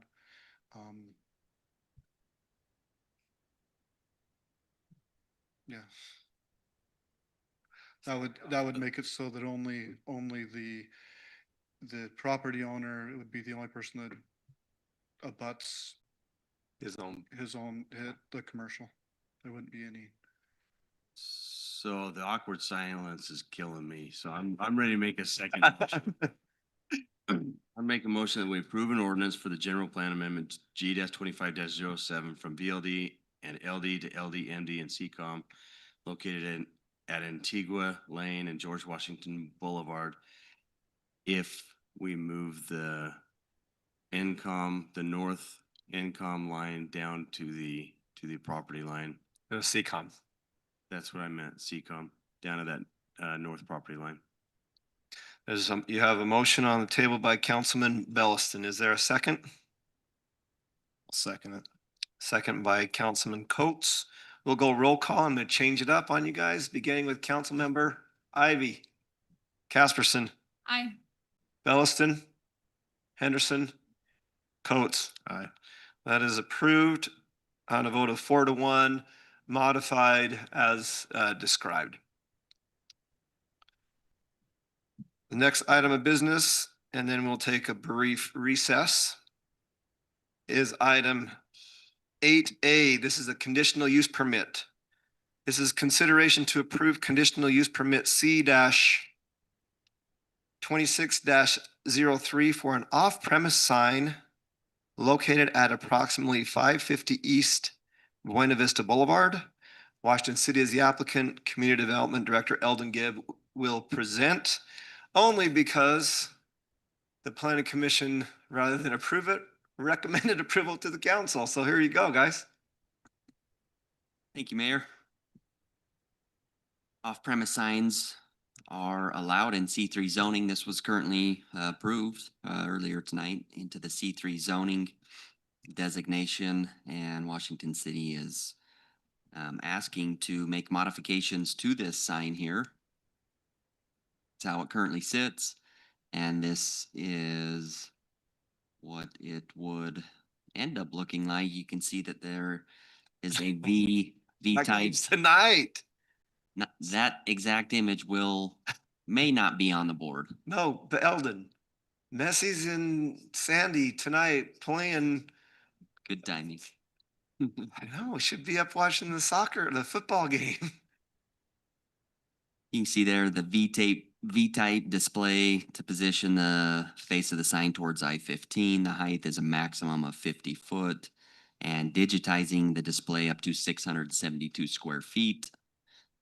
All of the UDOT requirements will be followed and adhered to as well. The Planning Commission did review this and recommended the council to approve this. I'll conclude staff report and answer any questions you may have. Questions for Eldon? I'll make a motion Thank you. to approve conditional use permit C 6-3 for an off-premise sign approximately 550 East Buena Vista Boulevard. You've heard the motion by Councilwoman Casperson. And I'll third it. Second by Councilman Belliston. We'll go roll call vote beginning with Councilmember Casperson. Aye. Belliston, Henderson, Coates, Ivy. That is approved unanimously, 5-0. We'll take about a 5 to 10 minute break and then we'll come back and tackle a few resolutions, the biggest one being the budget. And we'll be out of here before midnight. We're adjourned for a few minutes.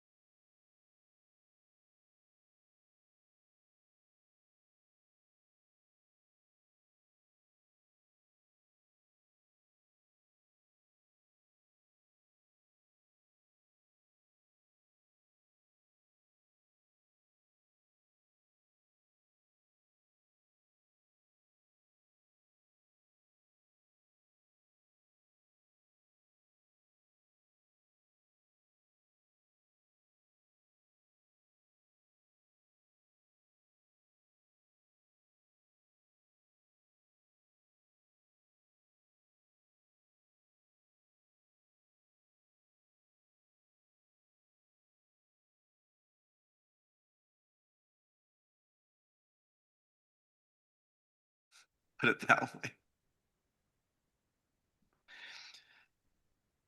We're going to move along with item 9A.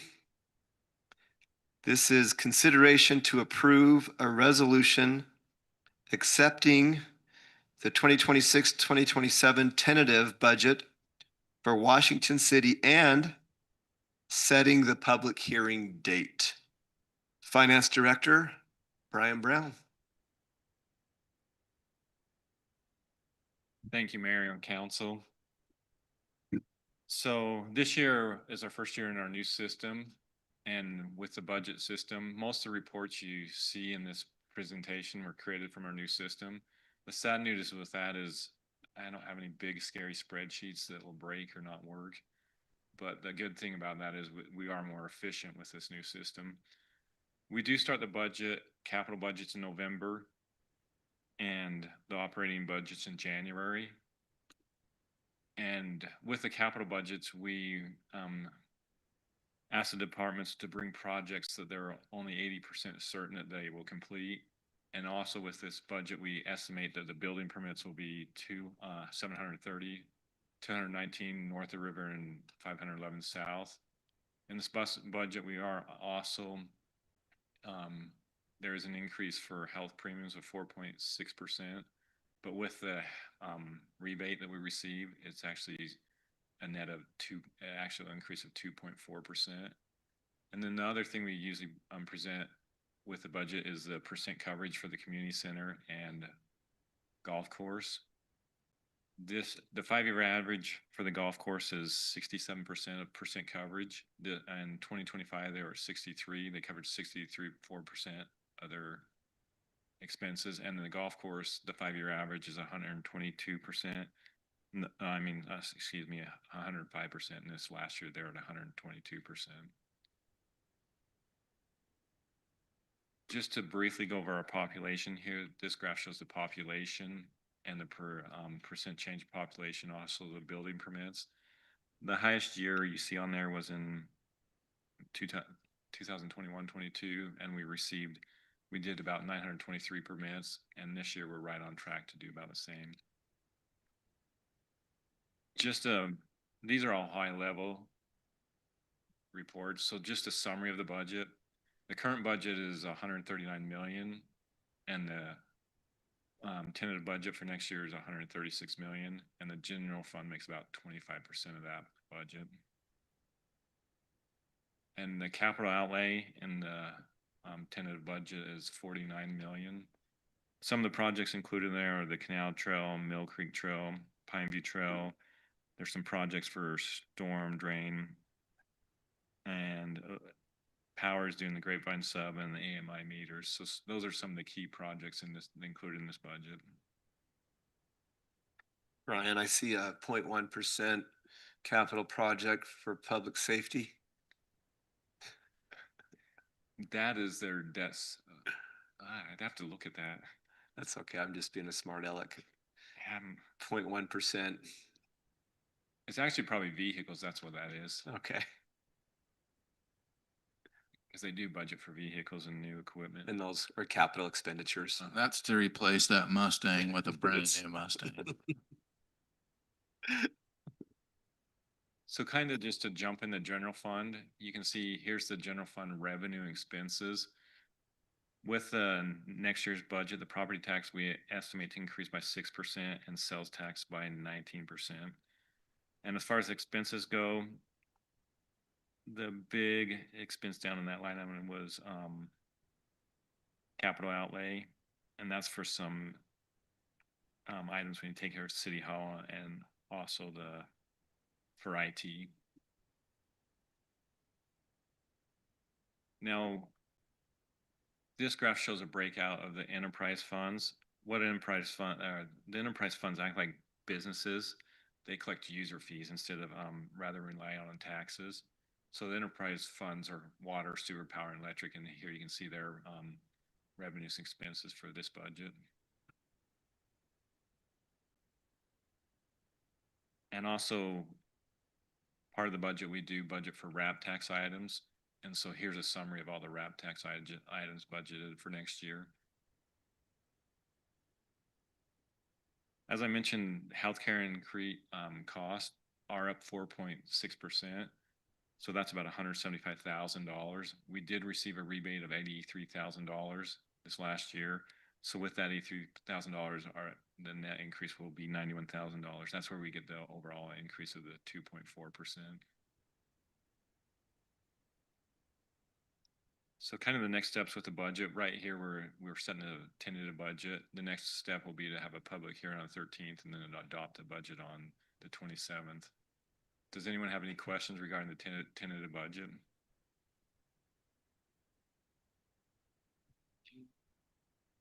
Pardon me, is your slides in part of in the presentation in our packet? You know, is his slides in our packet? I think I included them. If not, I can share them with. Yeah, would you just send them to email? That would Yeah. be the best. Yeah. I thought I added them.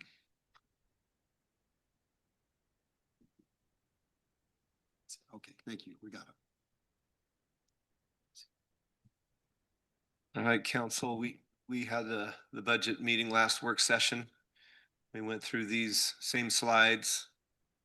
You squeezed some blood out of Brian and got some concessions in the budget. Looking mostly to this side of well, actually, all five of them ganged up on you pretty hard, I know. This is a tentative budget. We're looking to set the public hearing we're looking to approve a tentative budget and set the public hearing date for 5/13.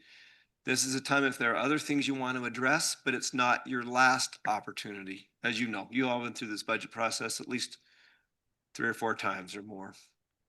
I had a question for Jeremy. What are we doing repairs on the elevator in this city hall? Yes. It's come to a point where we can't get parts for it anymore. It's old enough that it has to have major replacements. Yeah. Same thing is happening with the elevator in the building across the street in the annex building, but we're not repairing that one right now. Because we don't know exactly what we want to do with that building long term. So that one, we're just crossing our fingers. We might be able to use some of the parts from this elevator to keep that one running. But where this is our main place, the elevator here. The elevator in the annex buildings, it's marked employees only, so it's not used as much either. Correct. Any chance we could bring parts from that one to fix this one? No, I mean, this one has to be redone as according to our maintenance people. It's time. They have to be certified every year. And like Brian said, we had to mark that one employees only. And so we don't have the public go upstairs. And here we do. We have to have the public in both parts. And so it has to be redone. So it passes inspections for ADA. That surprises me because it's what, 25 years old? Almost 30, 1997. No, I've been in buildings that elevators are like 80, 100 years old.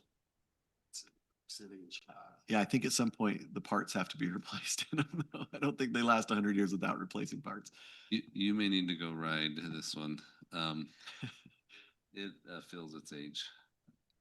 Have some explanation if you'd like before we pass the budget, but it's fine. It just seems sad to me that years. They wanted this a couple of years ago and I've held them off for. And the only reason why I brought it up because it was 115. Or is that what it was? It was, can't find it now, but it was more than I anticipated is all. So I was like, oh, what are we doing? So it sounds like we're replacing the whole thing. 115,000 is actually cheap for a new elevator if you're replacing the car and everything. I don't know that they're replacing, but I think they're replacing all the guts that on the elevator itself. So I'll find out and make sure for you, but I don't believe the whole car has to be replaced. Just the pulleys, gears, motors. Reasonable? I don't know what's in an elevator.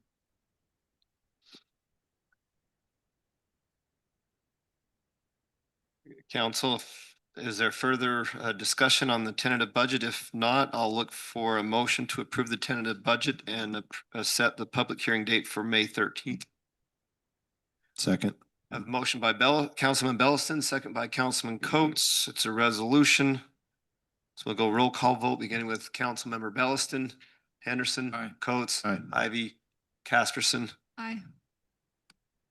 The tentative budget for 2026-2027 fiscal year has been set along with the May 13th public hearing date unanimously 5-0. We'll move on to item 9V. This is consideration to approve a resolution for a public defense services agreement with Nilsson Legal Group PLLC with S. Ryan Nilsson. Attorney Thad, thank you for bringing this to the council. Give us an update, background, and your recommendation. Thank you, Mayor and Council. We are at the point where our public defender has worked for us nearly as long as the elevator has. And 20+ years, and he has given us notice that he would like to resign from that position. Resign is probably not the right word. He does not wish to enter into a new term of contract with the city. His reason is an exciting opportunity for him. He has taken a private job in a prestigious criminal defense firm and has work hanging out of his ears and just doesn't have the time to take it on anymore. We talked about potentially bringing him to a city council meeting and recognize him in city council meeting, but the defenders frequently do work on Wednesdays for the district courts where they have many cases. And so we plan to recognize him in court in his last day of court. We've worked to get him a memento of memory of Washington City and to recognize him publicly in that forum. He did, with his new job, ask that we fill his position as promptly as possible. We did quickly get it out for RFP into many locations, and for the first 3/4 of the time period, we weren't getting the response we were hoping to get as far as just quantity of applications. Thankfully, towards the end, we got quite a few more. In your packet, you've got a summary of those. Mr. Nilsson, who was selected by the committee, he and another applicant met the same low bid, and so he tied for the low bid with another applicant. The low bid was essentially the same that the current defender has had, the same structure the current defenders had, and so that they would just continue that. You've got in your packet a historical expense each year as to what that structure's been costing the city. And so I provided that so you could compare the net total of this proposal to the other ones that just proposed the net total each year. And so he tied for the lowest bid of all the proposals. Mr. Nilsson maintains a home in Washington City within 1 mile of the court, maintains his professional office within 3 miles of the court, and he has a reputation for being a professional and ethical defense attorney. And so he's who we recommended for the contract in the next position. Have you got any questions about the process or Mr. Nilsson? Because it was a public RFP with attorneys and law firms, we also wanted to finish it with a public meeting. And so that's why we're here before you today, is to finish it publicly and properly. Very good. Seeing no questions for you, Thad, I'll turn to the council for comments and a motion. Mayor, I'm to make that motion. We just continue to grow and change and move forward, don't we? Make a motion to approve a resolution for a public defense services agreement with Nilsson Legal Group, PLLC, S. Ryan Nilsson, attorney at law. Second. There's a motion by Councilman Ivy and a second by Councilman Belliston. And we'll go roll call, beginning with Councilmember Henderson. Aye. Coates, Ivy, Casperson, Belliston. Aye. That is approved unanimously. Good work, Thad. Welcome, Ryan. What's the parting gift? Washingtonopoly and a Dowdle puzzle? That's a really good idea. We've actually got him I'm just teasing. There's a couple of those from some of these recognition and awards companies, and I left it up to the court staff. They chose to get him a ceremonial gavel that'll identify his years of service, and have a message of thanks from Washington City to him. So hopefully it's something that'll put on his desk and help him remember the time that he helped Washington City Justice Court. Wonderful. Next item, surplus. This is consideration to approve the surplus donation of a Mustang police vehicle. Jeremy Red, tell us about this. This is a fun one. You know, we don't often come to you every time we get ready to sell a vehicle in our city, but this is a fun one. in 1986, or we have a 1986 Ford Mustang that we inherited when we took over the police department from the county. And I think it was something that we used in the beginning of our department. It's something that's no longer in service. It's been just in storage, collecting dust and experiencing ongoing deterioration, as our chief mentioned it. But the reason I brought it to you is the city has an opportunity to help one of our sister cities, Laverican. They would like to acquire the vehicle for their purposes. They have the staff and the inclination and the excitement to work on it and use it in some of their events that they have. And we think that that's a good repurposing of this, benefits the public and creates some goodwill with Laverican City. But I wanted this council to be able to be the ones that declared it surplus. We would be happy to just gift that to our friends at Laverican and not ask them to try to come up with a cost and pay us for that if you're so inclined. You want to say anything, Chief, or?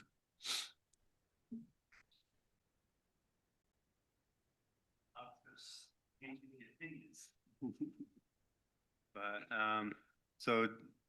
Chief Nucitelli with Laverican PD is a race car driver.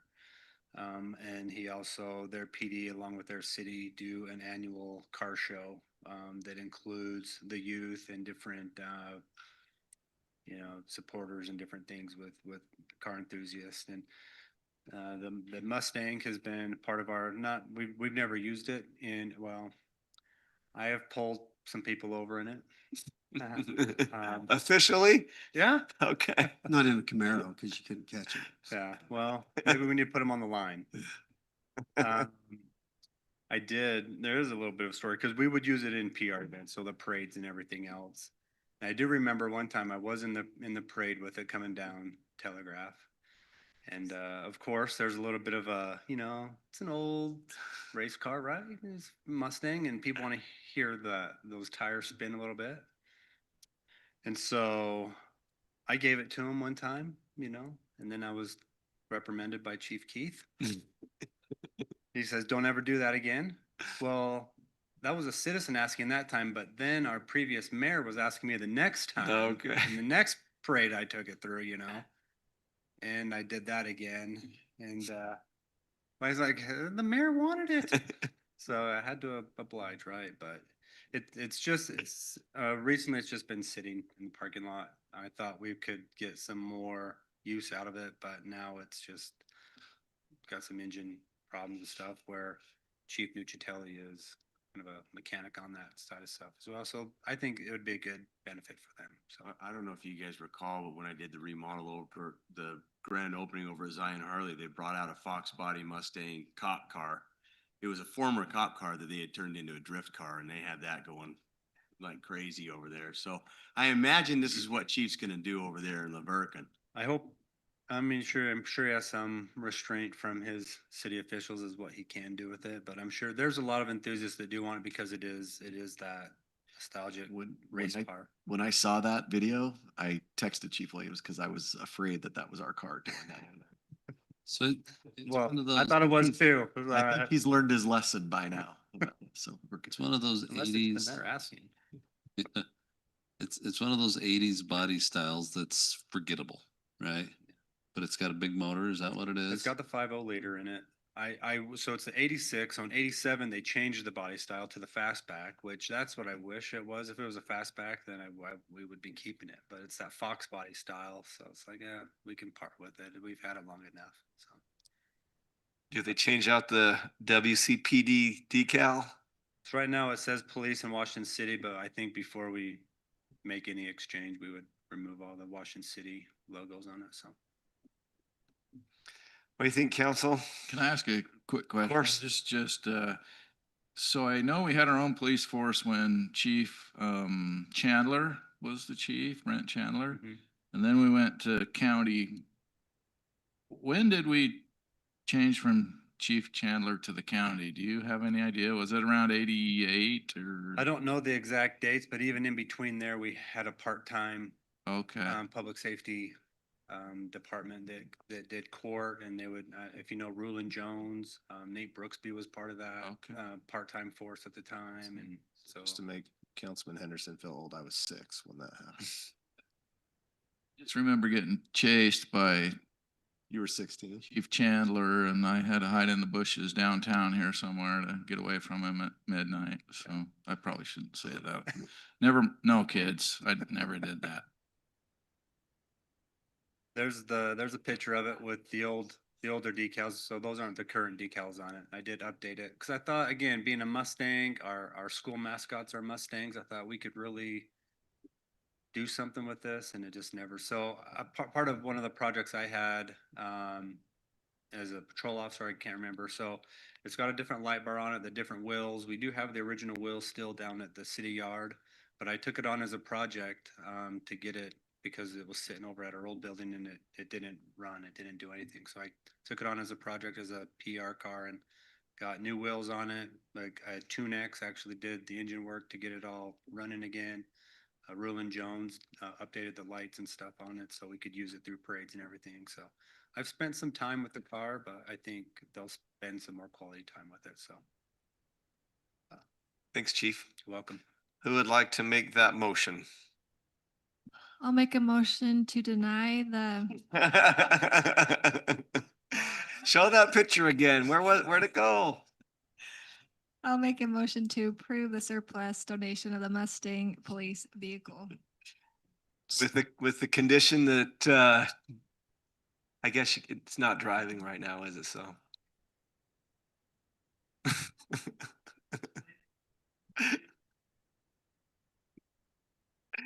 How about with the condition they come pick it up? So we're not paying to haul it over there. They gotta come get it. Fair enough. Is that okay on your motion, Councilwoman? Yeah, I think, is that okay with you? We have a motion on the table by Councilwoman Casperson to be very generous. Will someone support her and second this motion? You're too late. Councilman Belliston beat you to it. He can't raise his hand. He has to. Oh. I seconded it. Aye. Any opposed? It's unanimous. The Mustang's going to LA. Verkin. Report of officers from assigned committees. Starting on my left with Councilmember Belliston. It's a big week. It was a big weekend for you. Yeah, but that's not in the same committee. That's, I don't think I have any reports from committees today. Councilman Henderson. I don't have anything, Mayor. Thank you. Councilman Coates. Yeah, one quick item from the Solid Waste Board. There's a new program about that we're doing with batteries. I know I presented the one with batteries, the small batteries, but the landfill actually found a group that will take the batteries for free. The only cost of the landfill is like packaging them up, but they'll come pick them up. So if you have like the electric scooters and stuff, they'll take them. They'll take those batteries. Avoid fires. Yeah, we just had too many fire issues that come, and most of the time they're from the batteries. So if you have those scooters, you can drop them off at the landfill. You just gotta notify them, and but that's pretty much my report tonight. It's actually really good for that information to get out to the community, just kind of so they know. Thank you, Councilman Ivy. Just a couple of things. We did have Hillside Review this last week, so we've got 3 different items coming there. And probably the main thing I'd like to talk about, Mayor, is our visit that we had with John Curtis and with the city of Hurricane and the county. We met out at DR Horton and we talked about the importance of that Purgatory Bridge and road alignment that would actually connect SR 9 with SR 7, giving us a vital connection right there. And I thought the discussion was very good. Senator Curtis was very receptive, and he'd given us some guidance that we need to be prepared for next year, before this time next year. But and then yesterday at MPO, I stressed to the entire group that this is an important project for our city, for Hurricane, and for the county. And they seemed very supportive of that. So we're going to try to get some federal money to go with some local money. And we do have some state money to go with that as well. We do have money to do a partial design that we'll get started with sooner than later. But it was a really good meeting, and we will stay on that and hopefully get that done just as quickly as we can. The only thing about that is Hurricane brought the senator a bag full of pecans, and we didn't bring him anything. So He was wearing a cotton shirt. That's fair enough. They were arguing over who would be eating those on the drive back up north. Councilwoman Casperson. I wanted to mention this during the budget talk, but it went quicker than I was able to ask about. But in the planning commission, there was some parents who had expressed concerns with the skate park and crossing the busy road. And so I wonder if there's anything that we can do. I know there's a crosswalk there, but I noticed that oftentimes the cars just speed right by. And so I was just wondering if there's anything that we can do to make it a safer crossing for kids. Blake can give us an update. We might lose the counterbalance to this room, but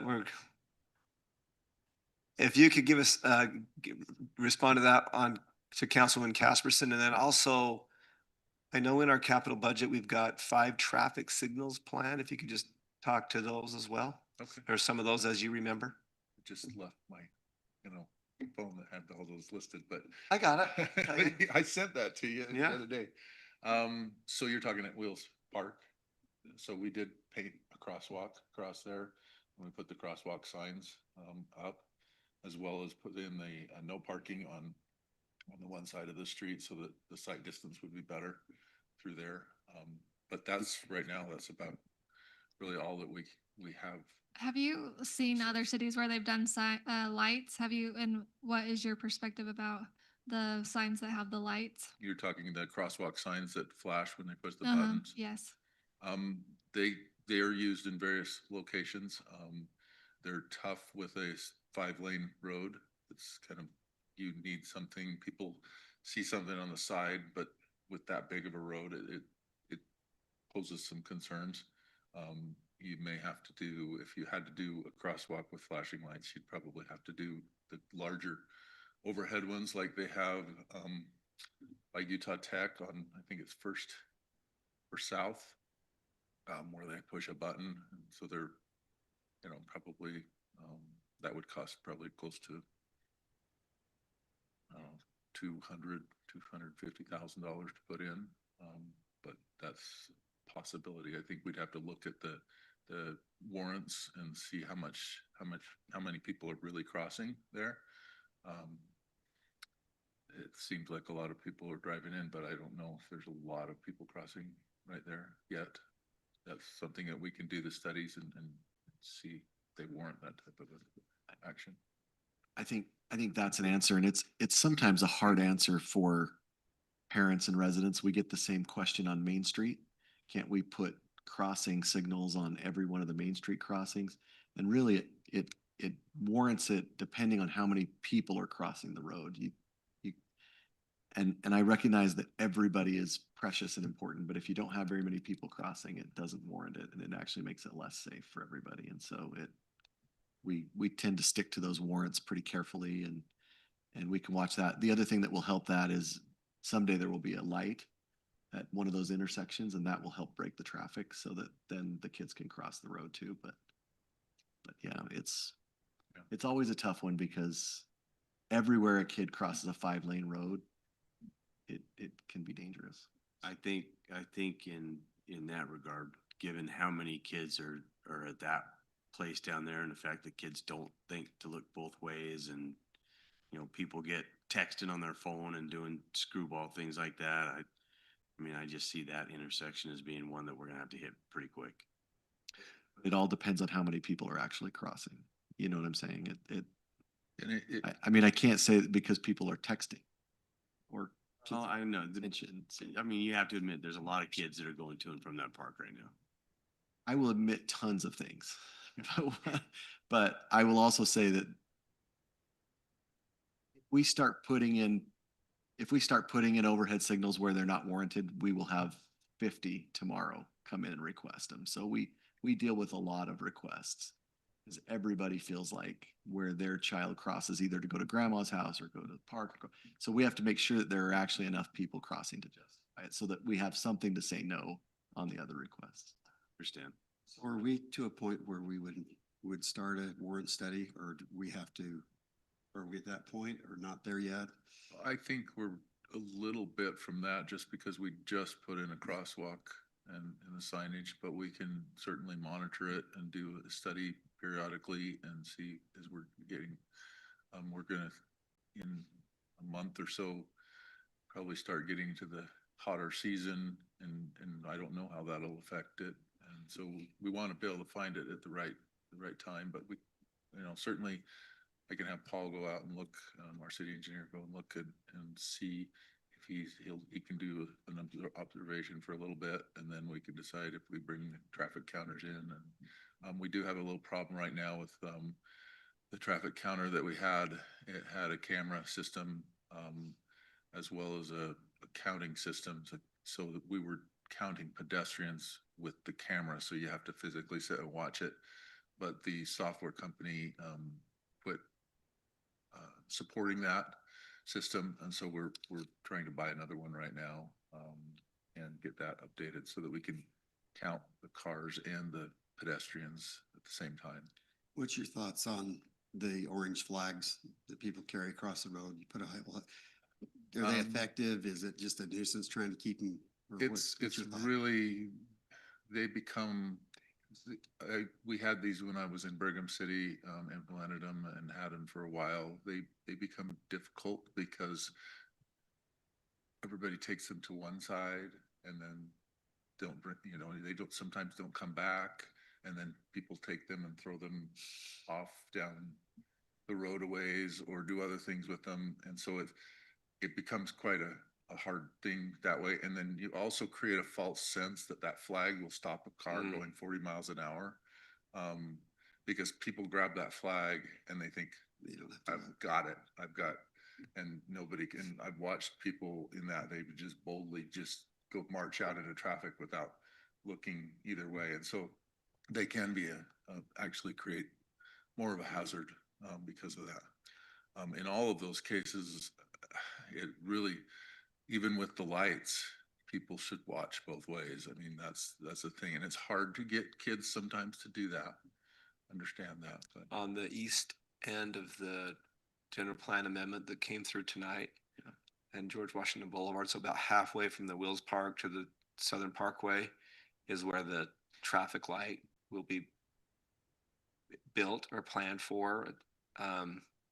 So as that development starts to go, that'll bring a light, and that'll be the safest place for those residents and youth that want to cross, is going to that light and then going across and then back down. yeah, there will also be, when that develops down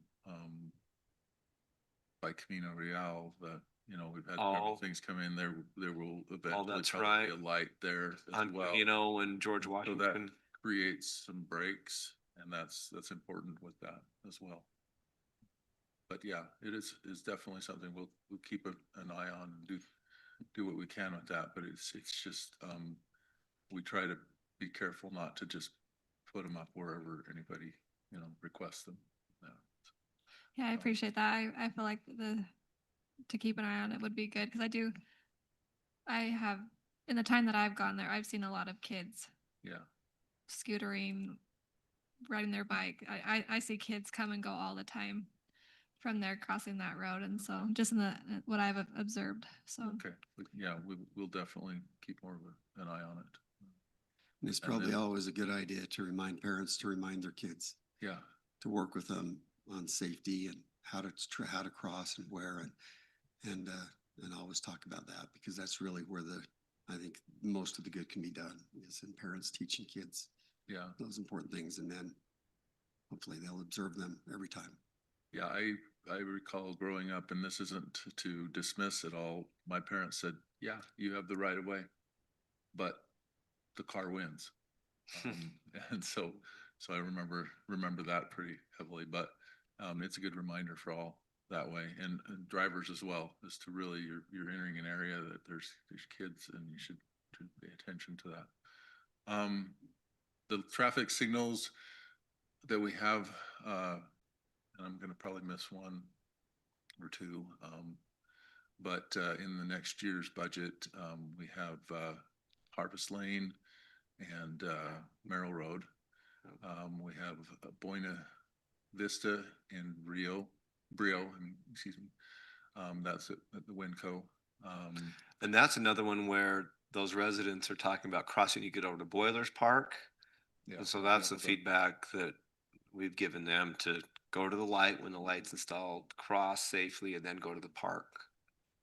Oh, yeah. Grapevine. You thanks. Yeah, there's the Grapevine Is it- crossing there, if the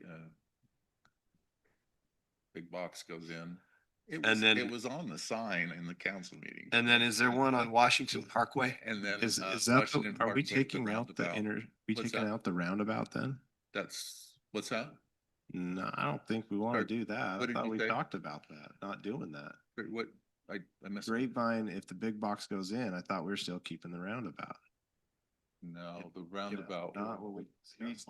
We, It if won't we don't have provide. that, we could handle the traffic, but if that comes in, it will. It goes to 2032 before it starts to have issues, and then at 2042, that's without the big box. And so we planned on that one as well. We can bring you more Certainly, information. we on that. can. we Yeah, I can need to look see, at it. I thought we talked about not doing that. We did when we didn't know anything about what was going in there. It's The such a plan. pretty roundabout too. It's hard to lose that. Yeah. Was there one more? I think there was one more. That's all I have. Okay, yeah, I gave you the list the other day. 4, yeah. Okay. Anything else? Thanks, Blake. Okay. Anything else, Councilwoman? I would just remind everyone about mid-year conference tomorrow and Friday, and Cotton Days next week.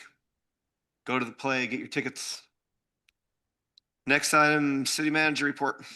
Well, I'll be brief because of time, but I've been to the city managers conference the last 2 days, and I will tell you, Washington City is the talk of the state. I mean, I can't tell you how many managers have gone out to our Wheels Park.